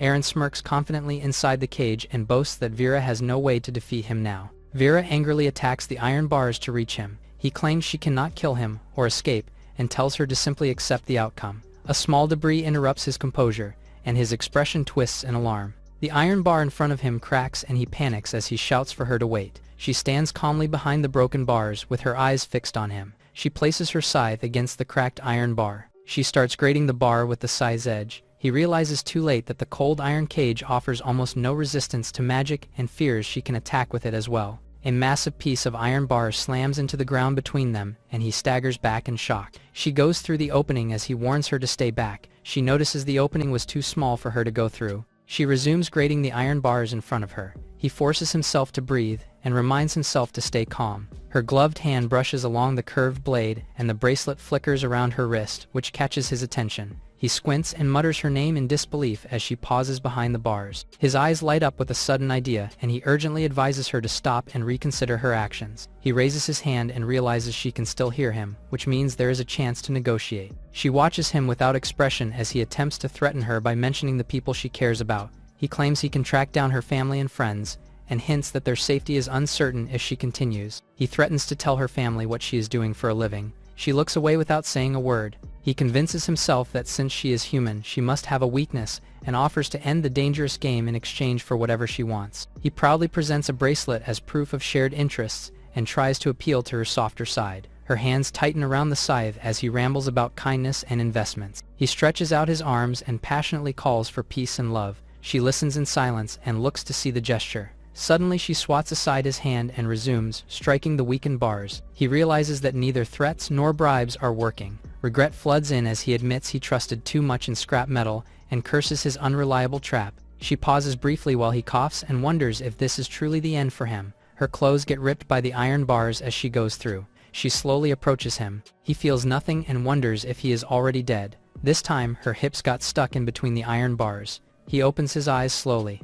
She suddenly lunges forward on all fours between the bars and startles him as she blurts out that she got stuck again. Her cheeks flush red with embarrassment as he bursts into laughter. He recognizes her as Vera and reacts as if this situation has become absurdly coincidental. He starts teasing her for getting stuck only for her to snap back and grab at him through the bars in frustration. He regains his composure and addresses her more formally. He then asks if she knows what he is holding. He reveals a small green spray can. He announces that he is about to use it and warns her not to blame him for what happens next. She stiffens against the bars as he presses the glowing green spray toward her. He demands answers about why she is hunting him and who is behind it. He declares that she can either confess peacefully or brace herself for the consequences. She turns her head aside as he remarks that only someone who has lost his mind would behave like this. He leans in and doodles a tiny pig nose on her cheek with a permanent marker. He points out that he is nothing more than an ordinary man trying to survive, and reminds her that she is just another working stiff who should not lose sight of what matters.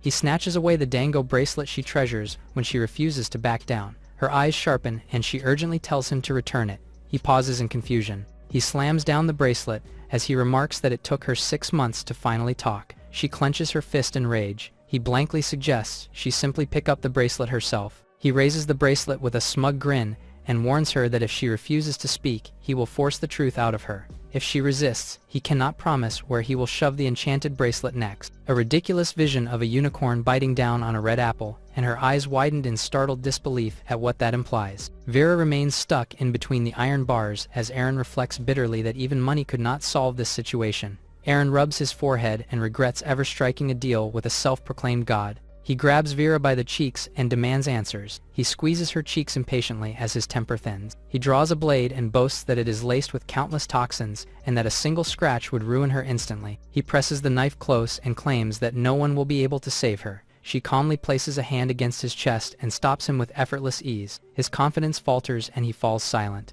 Aaron quickly claims he was joking and insists he could never actually bring himself to harm Vera. The contract begins to activate, and she grabs his arm as he stares in stunned disbelief. The force drags her forward violently, as her body yanks toward him while he trembles behind the bars. She clings to him and struggles to resist, but the pull refuses to stop and slams them together against the cage. He crashes face first into the bars. Her hand reaches for the fallen scythe handle on the icy floor. Vera rises slowly, with the weapon in hand as Aaron weakly calls out and demands to know the terms of their contract before dying. He begs her to consider it a final request from a doomed man. She stands over him and admits there is nothing she can tell him about the agreement. He offers up his beloved bracelet only to coldly point out that she would claim it once he is dead anyway. He pauses, then shrugs off his hood and tells her to accept death with regret if she refuses. She points out it has something to do with the eyes. She calmly explains that from the instant she finds him until he leaves her vision, she can pursue him. He argues that it makes no sense and tries to reason through the flaw in her logic, but she cuts him off and declares she has said enough.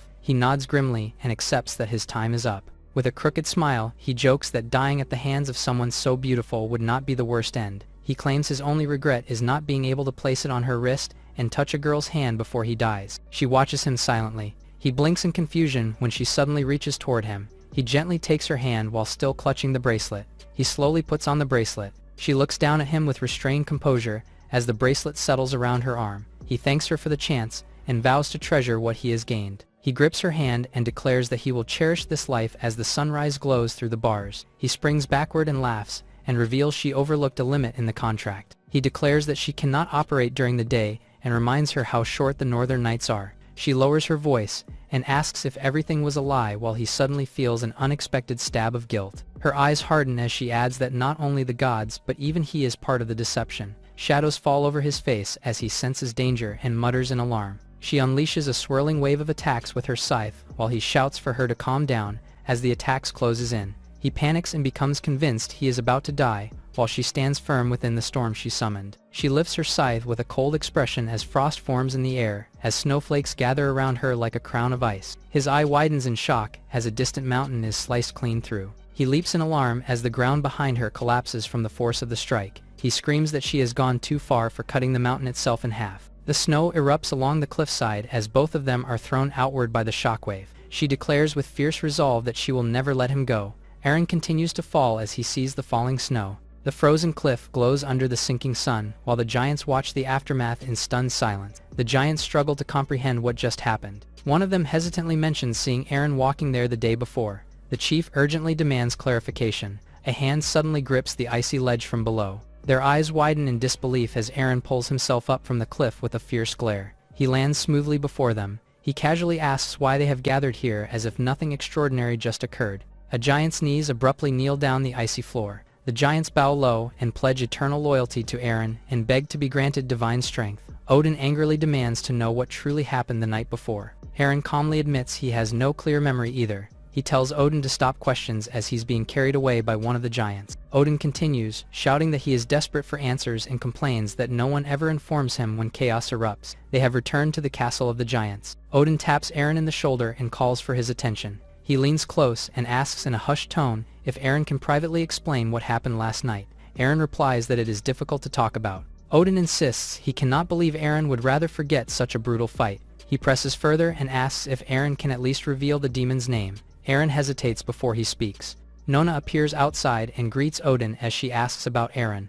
Odin begins muttering Vira's name as he approaches Nona. He suddenly declares that everything now makes sense as Nona stares at him in confusion. Nona snaps and tells him to get a grip. She crosses her arms and scolds him while he insists that even hearing that forbidden name shakes him to his core. He warns her not to pry into names granted by Eren. Nona storms in to declare that Odin has clearly lost his sanity. Eren greets Nona brightly and asks how she has been enjoying herself these past few days. She repeats the phrase to herself as she recalls imagined scenes of closeness and chaos that blur fantasy and reality. The memories shift into harsher flashes of what truly happened. He assumes she had a wonderful time and says he will leave part of the crew behind, so she can stay and play as long as she likes. She suddenly shouts for him to wait and demands to know where he thinks he is going. He declares that he is setting off to find a woman who means everything to him. She punches him hard and calls him an idiot for even saying something so ridiculous. She storms off in tears, while he stands there stunned and confused. He rubs his cheek and mutters in frustration.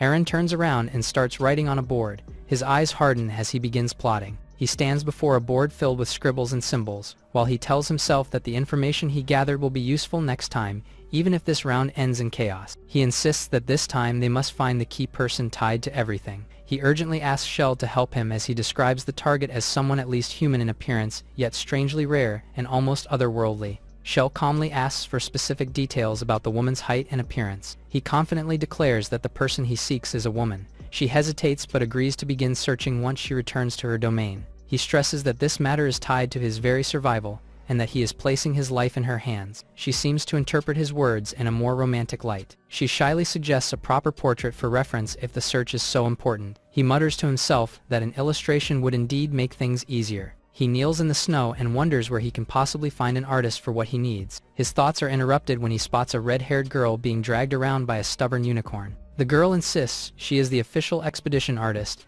and that her scattered sketches are important records. He bends down and picks up one of the fallen sheets. The page reveals a detailed portrait of him. He sits beside the artist inside and questions her about her style. She proudly declares herself a realist. He pauses as he struggles to find polite words before bluntly telling her to redo it.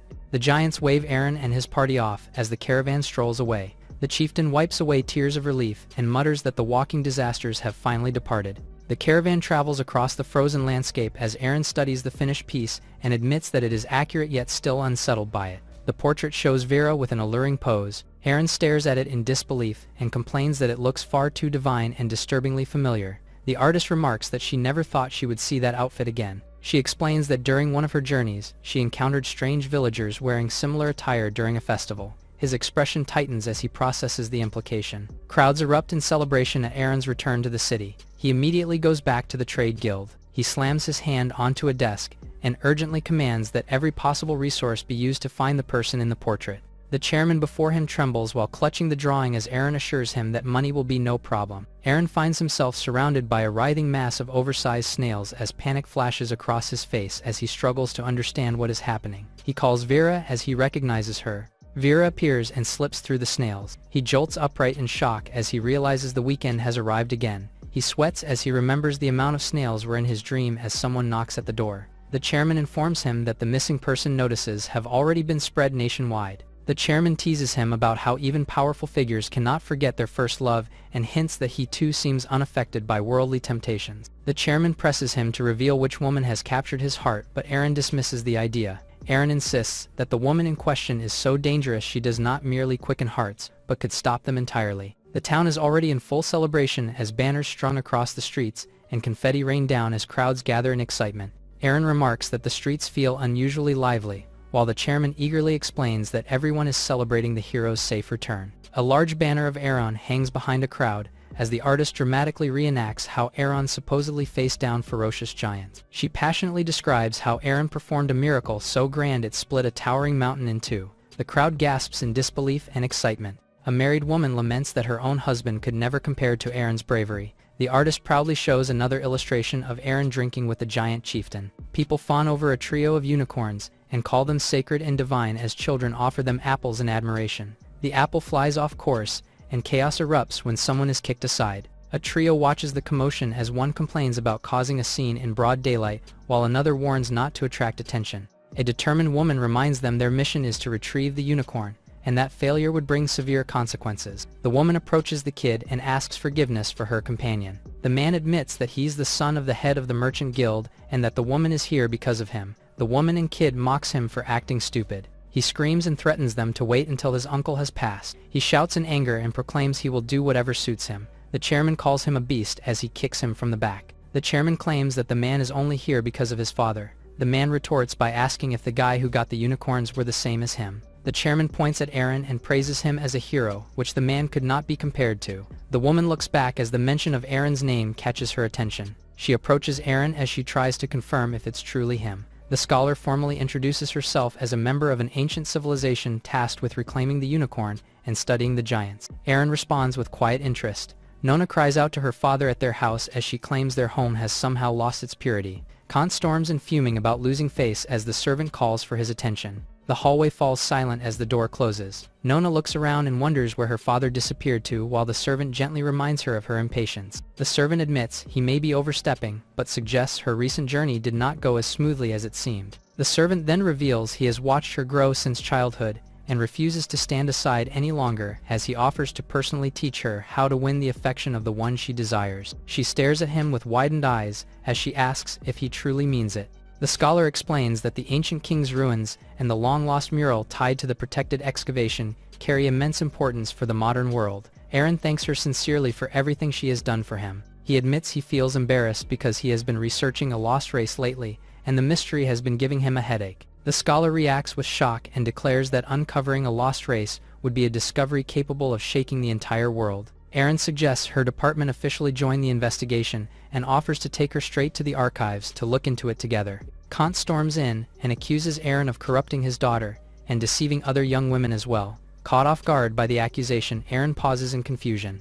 A guard urgently reports that Kant has barged into the Chamber of Commerce and destroyed the ancient scepter, while Kant insists the relic means nothing compared to his daughter's purity. The scholar immediately recognizes the broken scepter as the powerful artifact Aaron once unearthed. Kant pleads desperately for his life and even offers Nona as collateral. The scholar desperately insists that Nona should not be spared either, which leaves Kant drenched in sweat and panic. Aaron snaps and declares the entire dispute absurd and reminding everyone that a broken wooden scepter is no reason to kill. A map is presented as someone announces they have located the remote village in question. The group gathers as the artist explains how she stumbled upon the mysterious place by chance during his travels and ended up at its entrance after a strange turn of events. Aaron questions how they could possibly reach such a roadless and pitch-dark location without trouble. A dragon soars across the sky as Aaron admits that wealth will not solve this, and that the only path forward is to cross the perilous Supreme Cloud Peak. He reveals that this season is when the Dragon Queen breeds and admits that with ordinary strength alone negotiating passage would be impossible. The stall owner remarks that Aaron's bracelet matches that of Vera, who once visited him, as he wonders if she might be related. A younger version of Vera stands quietly atop a stool. Nona reacts in confusion as she asks her father to repeat what he said. Kant begins preaching about youthful love and praises Aaron as an exceptional man. He suddenly grows wary and calculates the financial risks. He imagines a solution where marriage erases all concerns about money. He clears his throat and firmly urges Nona to move closer to Aaron. Nona collapses into her chair and insists she cannot compete. She laments she still cannot win Aaron's heart and feels overshadowed by her own expectations. Kant recalls how he once won her mother's affection through persistence and confidence. Nona bluntly suggests he relied more on wealth than charm. He proudly claims that wealth itself is a kind of charm and declares that money earns unconditional devotion from everyone. Nona declares that such thinking has nothing to do with genuine love. She questions why someone like Aaron would ever be interested in her. The servant whispers that Odin is always near Aaron, which makes Kant briefly panic before misunderstanding the situation. Nona bitterly notes that Aaron returns seeking Vera and refuses to even notice her, while Kant and the servant feel relieved he at least prefers women. Kant reasons that a man of Aaron's stature remaining fixated on one woman suggests that woman must be deeply special. Nona realizes that this means Vera could be Aaron's first love. Kant speculates that Vera might be an untouchable ideal in Aaron's heart as Nona slumps in despair. He then coolly suggests that if that dream has already shattered and the woman has fallen into an ordinary life, Nona refuses to accept that the real Vera could be reduced to something so mundane and clings to her doubt. Kant concludes that they can reshape reality itself and turn anyone into the Vera they desire with enough wealth. Nona reacts in shock to her father's outrageous idea of fabricating a rival to manipulate Aaron's feelings. Kant declares that love is a battlefield and vows to fight ruthlessly for her sake. He reasons that even wolves require bait and shrugs off morality by implying that honesty and commerce rarely go hand in hand. Nona narrows her eyes and questions why he suddenly changed his stance. Kant tries to brush off her accusation with forced innocence as her suspicion sharpens. Nona warns him to confess while he still has the chance. In the city of Glowlight stands the Guild of Merchants. The artist and Odin discuss their plans inside the guild hall as Aaron holds a written set of directions and explains how to contact Scythe. Aaron asks if there are any new leads regarding the mysterious lost race they have been investigating. Odin replies that Amal town lies far beyond Morningstar's borders. The records describe a shadowy clan that once ruled the land and moved only by night, as they earned the name Evernight for their ominous presence. Odin listens to the explanation and smirks. He adds that a few who claim descent from them still remain, although the clan has fallen. He points out that the real problem is not their history but how they are supposed to reach the remote place where they once lived. He explains that their plan is not to fight but to win the dragons over. He explains that dragons do not truly hate humans. He adds that humans are like small, adorable creatures in the dragon's perspective. Aaron sighs and admits that persuading the dragons peacefully may be their best option for now. Suddenly, a voice announces that the mysterious woman named Vera has been brought to him and makes his eyes widen in alarm. He shouts that he only meant to locate her, but not drag her here, as the chairman enters with a silver-haired figure appearing behind him. The silver-haired woman behind them smiles confidently while Aaron stiffens and asks who exactly is standing behind the chairman. She teases him boldly about taking responsibility for a passionate night. She loudly claims to be the woman Aaron desires and demands compensation as she's dragged away, while Aaron dismisses the idea and orders that cash be given and the imposter sent away. The chairman urges caution and urgently calls Aaron's attention outside as he opens the window. Aaron's eyes narrow as he senses trouble approaching. A chaotic crowd of hooded women argue and shove as they insist they are the true Vera Aaron seeks while hurling insults at one another. Aaron glances back at the chairman as his expression turns darker. As the situation spirals out of control, the chairman panics and promises to clear them out immediately. Nona storms through the main street of the city while dragging Kant along and declaring that he must apologize to Aaron for trying to sell her off. She announces with blazing determination that Kant will come with her to make amends to Aaron at once. Kant shouts that a simple apology will not cover the cost of the broken relic and warns that they would still drown in debt trying to repay Aaron. She stumbles forward in despair while he pulls at her sleeve, and through tears she admits she feels trapped by a debt she can never escape. She recalls that Aaron once saved her life, and now she owes him a fortune that a lifetime would not be enough to repay, as she fears what he must think of her now. She blames her father and sobs that Aaron must see her as nothing but a nuisance. Because of this mess, Kant lowers his voice and proposes a shameless plan. Nona snaps back that he has accomplished nothing and lashes out. Nona drags Kant through a crowd of hooded women and insists they go together to apologize to Aaron. She starts pounding on her father's head while wailing that her future is ruined. In her frustration, she accidentally punches one of the cloaked women. The hooded woman snaps that anyone claiming to be Vera must queue properly, which makes Nona question whether this is the Vera Aaron has been searching for. Nona demands to know how they even recognize that name and anxiously asks if the real Vera is nearby. The hooded crowd turns toward her in unison and asks if she is addressing them. She struggles to process what is happening. Two hooded women mock her and suggest she has come to steal the name for the reward. Nona protests that her name is Nona and stammers that she is Aaron's companion. The cloaked woman bursts into laughter and ridicules her for not even remembering the proper name. One of the cloaked women remarks to just ignore Nona and calls her companion old. They erupt into a fight as Nona grabs a flyer and sits on a bench. She looks at the poster as it reveals the search for Vera.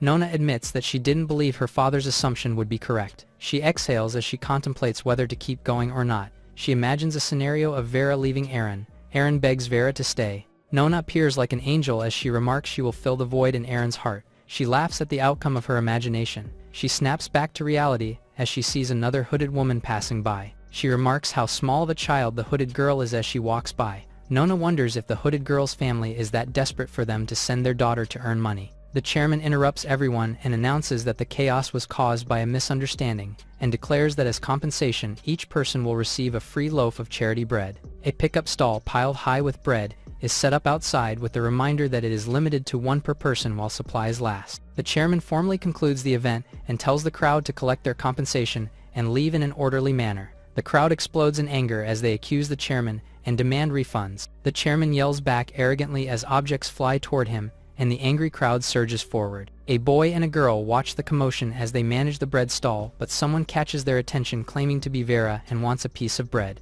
The girl leans closer and teasingly asks if the person is also named Vera while calling her adorable. A small Vera appears over the stall and firmly repeats that she wants that bread as well. She points at the biggest bread and claims she wants that. The boy hesitates and warns that the loaf Vera chose is far too big, but the woman insists that the child's fierce devotion to food proves she believes in her choice. Vera's eyes sparkle intensely as she is praised as someone extraordinary. Vera walks over carrying the massive loaf while Nona watches from the bench in confusion. She hops up beside Nona with the bread almost as big as her body and settles in awkwardly. Nona squeals at how adorable Vera looks, hugging the oversized loaf. Nona notices the bracelet the kid is wearing and wonders if it's the same as Aaron's. Nona cheerfully offers to buy Vera's bracelet with a bag of gold so she can attend school instead of working. She suddenly remembers that there is only one pair of those bracelets and grows suspicious. Nona softly calls out to Vera, but she suddenly burps. Vera lets out another loud burp, and Nona panics but tells her not to worry and promises to get water as she rushes off. Vera remains seated as Nona runs off. She immediately stood up and prepared to leave. She goes to leave and hide in a corner. The small hooded girl suddenly transforms into a woman in a sleek black outfit. A glass of water crashes onto the ground. Nona clutches her chest and wonders if what she saw was some kind of magic trick as Vera stares at her. A figure looks out at the courtyard and notices only a few lingering people where the commotion had been. Aaron murmurs about the unbelievable scene he just witnessed. The chairman informs him that the crowd has already dispersed and apologizes for the chaos. The chairman then cautiously brings up the earlier strategy and asks whether Aaron requires assistance from mages. Odin asks if the chairman is also in charge of human resources, as the chairman asks Aaron if he has ever heard of the cradle. The chairman shows off a decorative plaque symbolizing their partnership. The cradle is the capital's mage association whose students excel in every discipline. Witches and magic reinforces the idea that any mage from that academy would be highly capable and reliable. Aaron admits, with a strained smile, that he has some history with them. They arrive at the Mage Association's main gate as they reassure themselves that everything will work out. That confidence collapses when they see a notice board displaying Aaron's portrait crossed out. At the Chamber of Commerce on the second floor, the chairman anxiously asks what on earth the young man did to end up on the cradle's blacklist of the century.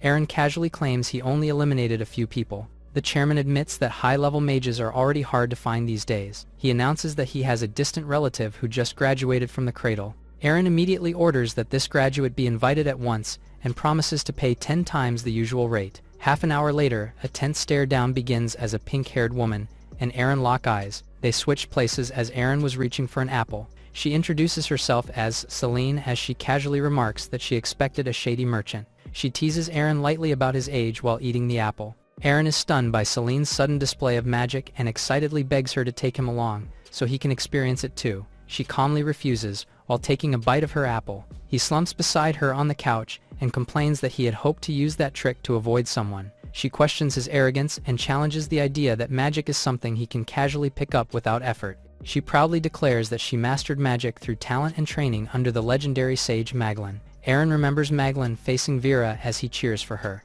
Eren shouts Maglin's name in shock as Vera defeats her. Selene explains that Maglin suddenly retired from the world stage, then mentions Alan, known as the future light of their academy. A memory appears as Eren cheers for Alan as she claims a mere mental assault would be enough to humiliate her opponent. Vera stands calmly with her weapon as the attack backfires and leaves Alan exposed and mortified. Selene remarks that Alan's own magic twisted against her, and then adds that it has been a while since she last visited the academy. Aran abruptly tells her to forget the past and join his team immediately. He spreads out a map and points to a marked destination, and explains that time is short and they must depart at once to reach the location by nightfall. She looks at him with surprise and asks whether the situation is truly that urgent.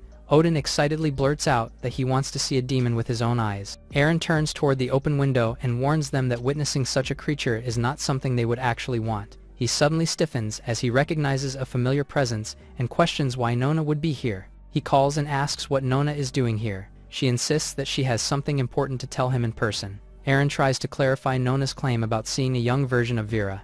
Nona grows frustrated and explains that the person she saw was not the Vera he is thinking of. She clutches her head and struggles to recall the details. Eren questions her behavior and warns her not to joke about Vera since the matter is serious to him on a life-and-death level. Tears well in her eyes as she denies lying. He reluctantly agrees as he says they need to head to the next location regardless. She stiffens with determination and declares that she would never deceive him. He glances sideways and unsure whether to doubt her or trust her. Nona listens with narrowed eyes as Odin concludes that she followed them for a reason. The wagon rolls along a river between steep cliffs as she defends herself. Tension lingers as Odin stiffly admits fault, while the others busy themselves. Selene questions the wisdom of this arrangement. She presses a hand to her forehead as she thinks how this job may have been a mistake. A blazing attack slashes across the wagon from outside. The carriage is hurled off the cliff. The group is thrown off balance as they realize a wyvern is attacking. Eren shouts for Odin. Odin pulls a lever as he understands the situation. The wooden carriage shatters and transforms into a round metal sphere.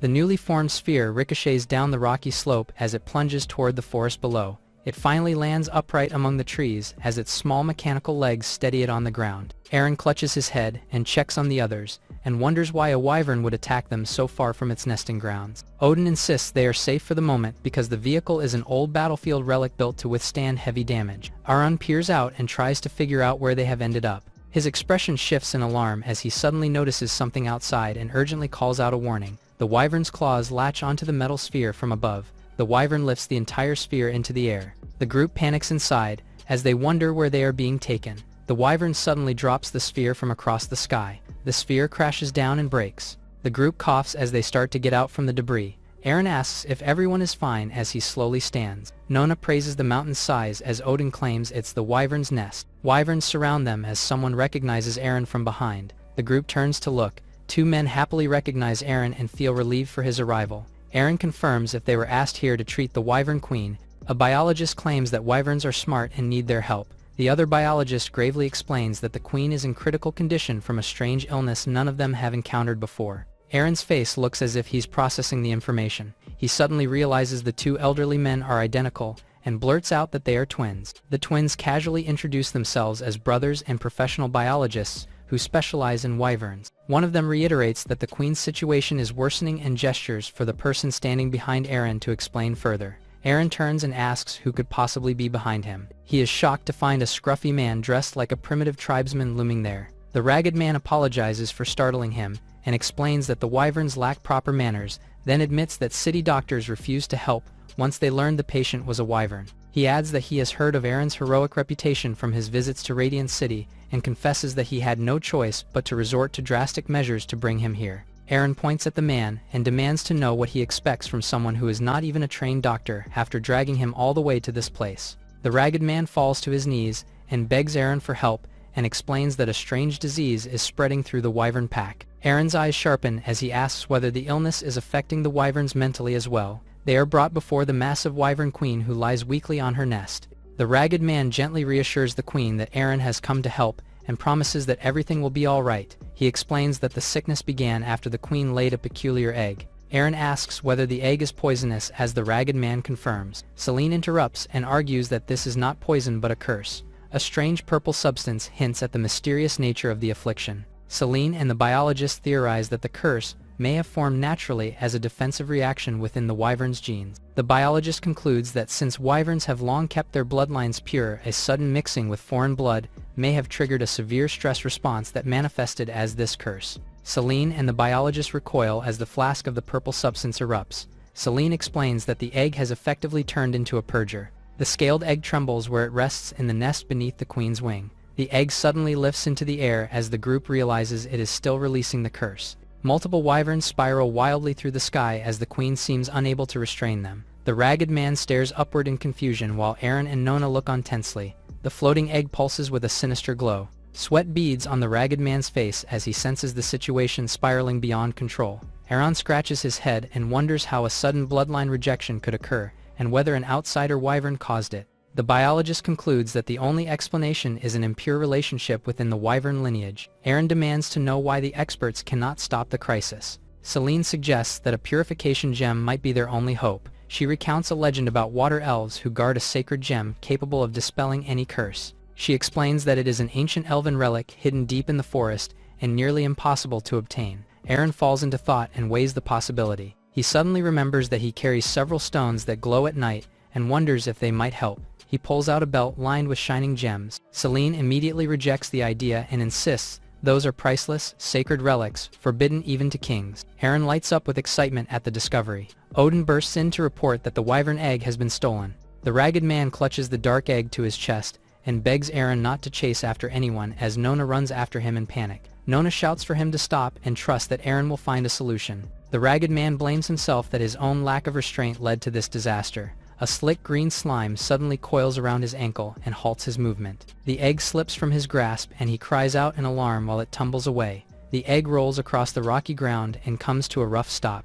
Eren steps forward and draws a device he calls Breath of Green and claims it is remarkably versatile. He lifts the egg and notes in surprise how heavy it feels. He studies its weight and texture with focused curiosity. Selene quickly suggests using the glowing gems they discovered to purify the egg. The group narrows their eyes as they brace for whatever comes next. The egg in Eren's hands suddenly glows with golden light. The ragged man insists he is acting for the greater good and demands the egg be thrown into the lake to stop the curse from spreading further. Eren and Selene freeze in confusion. The glowing egg cracks open from within, and a small hand bursts through the shattered shell. Eren and Nona peer down into the cracked egg and realize something has emerged. They react with surprise as Nona gushes over how adorable it looks while Eren questions its strange half-dragon, half-human appearance. Inside the broken shell lies a tiny gray-haired baby with small red horns and dragon features. Nona insists it is simply a genetic mutation, while Eren argues back in disbelief. Selene steps in and suggests the mutation may be the true source of the spreading curse,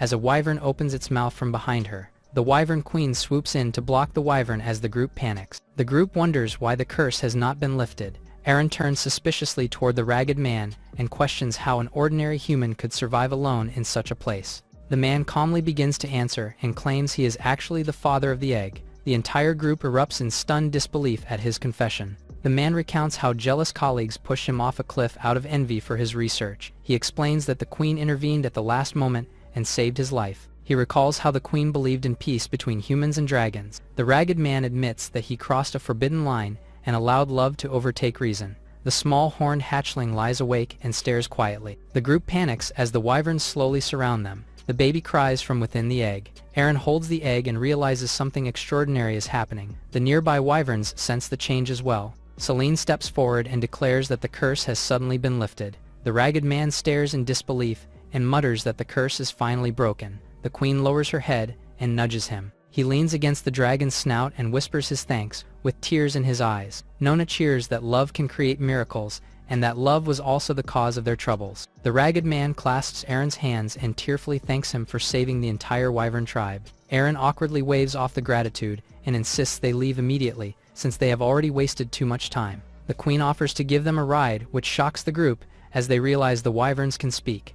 The queen explains that the ancient seal had suppressed their consciousness and speech. Eren quickly orders them to take the lead, and the dragon agrees before soaring into the sky with powerful wing beats. Nona wonders aloud how a human and a dragon could possibly have a child. Celine can only laugh awkwardly from above, while a dragon soars across the sky between jagged cliffs. The wyvern descends sharply and lands with force. They arrive at an abandoned town marked by a worn archway. As they face the empty streets, the queen explains that centuries ago its clan declared this place forbidden, and humans have not lived here since. Celine and Nona notice silent figures standing motionless in the shadows inside the buildings. Nona mutters that the place feels openly hostile to outsiders. An unfamiliar young man reacts to their presence. Eren tries to ask the man as he warns Eren not to stand before him. Suddenly, a heavy sack is slammed down with a thud. Eren holds up a portrait of Vera and asks the man if he has seen her. The man studies the image and remarks that her clothing resembles theirs, but then admits he has lived there for over a decade without ever seeing her. Eren insists there are no outsiders present and demands information about the Evernight clan. The man hesitates and pretends to think it over. He finally states flatly that any information about the clan will cost extra. Eren reluctantly agrees to pay extra and orders Celine to use her strongest approach. Celine snaps back that she works for money and not for blind loyalty. She conjures a blazing flame in her hand. Eren pressures the man to speak honestly about what he knows. The man nervously insists they truly know nothing about the Nightborn and tries to calm the situation. He explains that their elders invented the story during past wars and that the name was adopted only a few generations ago to survive. Eren narrows his eyes with a knowing smirk. Night arrives at the abandoned village as lamps light up the houses. The group reluctantly settles on staying there and grumbles about the condition of the place. Odin realizes Celine has slipped away and wonders where she went. Eren reveals that Celine rented a private room for herself and tells the others to ignore her for now and scout the town later. Celine fumes about being ordered around and decides to brew a special potion that will make Eren completely obedient to her. She conjures a bubbling purple concoction as she proudly admires her creation. Eren opens the door and asks what she wants. Celine smugly presents the potion as purple fumes suddenly burst outward toward his face. Celine casually apologizes as she hauls Eren. She abruptly shoves him onto the bed and declares that she refuses to bow to some flashy upstart. She gathers glowing magic between her hands and insists that a future Grand Mage should never be treated like a servant. She claims that a master-servant pact will finally turn things in her favor. She announces that she will peer straight into his soul. Her expression suddenly falters as she senses something unexpected within him. Her vision shifts to a nightmarish landscape of jagged horns and blazing fire stretching across a crimson sky. She wonders what kind of hellish nightmare he has endured. Shadowy creatures with glowing red eyes crawl forward from the flames. Celine's eyes narrow as she realizes the strange realm is reacting to her presence and trying to expel her as an intruder. She understands that this mental world is attacking her to purge the foreign presence. The dark figures lunge at her as she vanishes. She grins and decides to fight back. Fire gathers in her palm, and she hurls it forward in a blazing strike. She twists through the air with twin fireballs in hand and descends toward the shadow beast. The flames erupt on impact and blast the creatures back in. She lands lightly and continues her assault and knocks two more figures aside. She summons a radiant magic circle before her hand. She releases a massive burst of energy that detonates across the landscape in a roaring blaze. She blows off her flames as the smoke settles. She notes that the contract should now be possible and that the process seems easier than expected. A dark presence gathers behind her. She stiffens and questions the situation in disbelief. She freezes as she realizes something from behind her. She suddenly understands the truth and realizes she has run into an already established contract. A massive hooded entity with glowing red eyes rises from the burning ground before her. Odin and Nona enter the room as Celine lays on top of Eren in the bed. Nona peeks in as she sees the sight with Odin already frozen in place. Eren and Celine wake up as they wonder what is going on and why they have gathered. Nona scratches her eyes as Eren holds his head, and they look at each other. Realization strikes her that the master-servant contract attempt has failed while he angrily questions how she ended up on top of him. She blurts out in disbelief at the idea that he is giving her orders. She drops to her knees and tearfully declares she will obey him and takes all the blame upon herself. He asks what nonsense she is spouting and snaps that the whole situation is a mess. He stands up and decides to search for answers on his own. He announces he will investigate outside while she nervously asks if she may accompany him. He tells them to mind their own business as Nona and Odin watch him leave. Nona mutters in disbelief at his behavior and openly questions what in the world is happening. Nona stares at a mirror while holding a black robe. She wonders if the outfit is used by the locals and if Eren is interested in it. She thinks to herself if she should put the outfit on. She smirks and decides to put the attire on. Eren freezes in shock as he realizes something. His glare hardens as he remembers the days left. He remembers how Vera had almost killed her, and wonders where he would run now. He stops groveling as he spots something. Eren sees the villager sitting beside a basket of eggs. He grabs the running villager and demands updates about the investigation into Vera. The villager nervously insists no one has seen the man in question and hurriedly claims he is closing up. Eren suddenly snaps and demands he stop lying and reveal whatever he knows. The man blurts out that the girl they are asking about was the last of the Evernight tribe and supposedly died long ago. The truth comes out in a chilling confession that the entire town acted together and that the man they sought has already been killed. Eren shakes the villager and demands to know exactly what happened. The villager panics and insists they were forced into it because the child was inhuman. He describes how even at a young age Vera possessed terrifying strength. Eren demands to know how common townsfolk could possibly have killed someone so powerful. The villager admits they relied on deceit, as Vera was young and easy to trick at the time. He struggles to remember anything clearly when pressed for details about her appearance. He finally recalls eyes that burned red like dripping blood, which sends a chill through Eren. The villager hesitantly suggests that the one Eren is searching for might already be the very girl they killed. Eren orders him to take him to the burial site immediately, as the villager quickly agrees. The villager questions whether digging up a grave is truly appropriate as they reach the burial site. He reaches to open the dug-up coffin. He peeks inside in confusion as he swears he saw Vera die with his 2 eyes. Eren tries to wrap his head around the mystery of Vera's revival. She asks why the villagers who killed Vera take the time to make her a coffin. The villager replies that it was done by an old woman that begged all the villagers. Eren asks if the villager didn't truly see Vera buried. The villager answers in fear as he figures out the old woman saved Vera. He snaps as he escalates the situation to burn the old woman. Eren kicks him in the back for claiming they did the right thing. He mocks the villager and asks him the whereabouts of the old woman. Eren warns the trembling villager to keep quiet and reminds him he has only one night to cooperate in a town this small. The villager protests and insists that finding the old woman in a single night would be nearly impossible. Eren coldly tells him that failure is his problem and that he already knows the consequences of crossing him. He reflects that the clues are finally aligning and that even someone with such a tragic childhood might still be a victim under the Hunt Decree. He senses that their next encounter will be the decisive battle. Odin approaches Eren with concern about his long absence. Odin wants to know whether any useful leads were found. Eren replies that he has a few promising threads to follow and hopes to resolve everything soon. Odin then tells him to call Nona for dinner. Eren knocks on Nona's door and calls out that dinner is ready. He softly calls her name again when there is still no answer. He slides the door open slightly and peers inside and asks if she is there. His eye widens in shock as he spots Vera. He braces himself as he realizes something is wrong with the timing. He concludes he is cornered with no path to escape. He lunges forward and wraps his arms around the hooded woman from behind. He demands she let him go and insists he is ready to battle her to the very end. He curses the cruel divine bargain he made and admits he regrets agreeing to it year after year. They tumble across the room as the confrontation erupts into chaos. He declares that if he must die, then so be it, and vows to confront the cursed god at last. He grabs hold of her cloak and demands to know why she is fleeing when she once wanted him dead. Eren pulls the cloak off her as he demands her to kill him. He flips the coat over him to reveal his target. He claims he has nothing left to lose as the cloak wraps around him. Nona repeats Eren's words in a misunderstanding. She tries to understand the situation as she wonders if Eren had such thoughts. Eren rambles about not running anymore as he fights around the cloak. Nona lays down with a blush as she calls out to him. She tells him to take responsibility and reluctantly agrees. Eren abruptly stops as he hears the familiar voice. Eren stares in disbelief as he slowly pulls the hood down. He blurts out in shock that it is Nona and demands to know why she is the one standing before him and angrily questioning her state. Nona looks down at herself in confusion as she processes what he just shouted. Suddenly, the door bursts with knocks and a furious voice calls out to Eren while insulting him. Eren lies still for a moment with a hand mark pressed to his face. He scrambles up in panic and insists he never meant for things to turn out this way. Odin calmly informs him that Nona has already left and that the townsfolk have found the old woman. Eren stiffens in alarm. He quickly denies doing anything at all. He questions Odin about the book he's holding. Odin explains that he dug up old records from the town library about the Evernight tribe and even paid dearly for them. Eren grabs the book to read for himself while Odin notes that the tribe's power changes with time. Eren adds that this detail matches their current situation. He flips to an illustration showing the tribe once brutally hunted and burned, which explains why they are now so skilled at hiding. Odin reads that the Evernight tribe has suffered a long and miserable history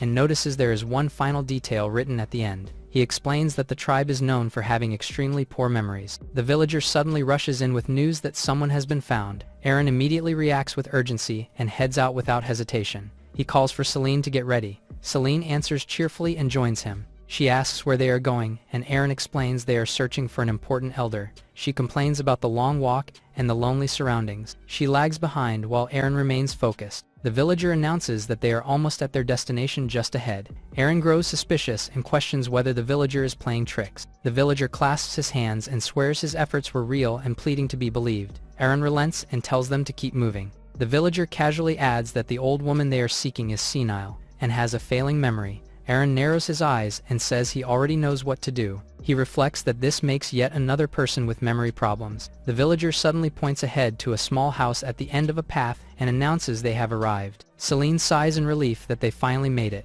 She declares she will handle it herself. Aaron grabs her by the collar and pulls her back. She stumbles while she turns in confusion and demands to know what he is doing. Aaron snaps at her to calm down and show respect. She repeats the word with disbelief and mutters that someone like him has no right to preach about manners. He exhales in frustration and insists that he will handle the conversation himself. He raises his hand to knock and calls out cautiously. The old woman opens the door cautiously and asks who he is as he stands outside her modest home. She serves him a drink and assumes he is merely a traveler. She gently remarks that only someone careless would wander so far into such a remote place. Aaron explains that he came out of curiosity to see the Evernight tribe for himself. The old woman notes that such curiosity requires courage. She reflects that the world is rarely simple, and that judging an entire people based on whispers is unjust. She speaks about fate guiding all things, and how many have foolishly tried to resist it. He counters that much of the world feels irrational. The old woman laughs softly and calls him intriguing. He begins to declare that if forced to accept unfair terms, he would rather reject them outright. The old woman pauses and wonders if it is time for breakfast. Aaron watches her closely and quietly questions whether she truly remembers nothing. He wonders if her condition is genuine or if the trail has gone cold again, while she suddenly asks what day it is. Aaron claims it is Saturday as the old woman stands by the window. She gently mentions Vera and suggests the girl must have been troublesome for him. Sunlight stretches across the empty floor as the moment lingers. He glances toward the window in silence. Bright flowers sway beneath a clear sky. She holds the picture of her and Vera carefully as she thanks Vera for her hard work.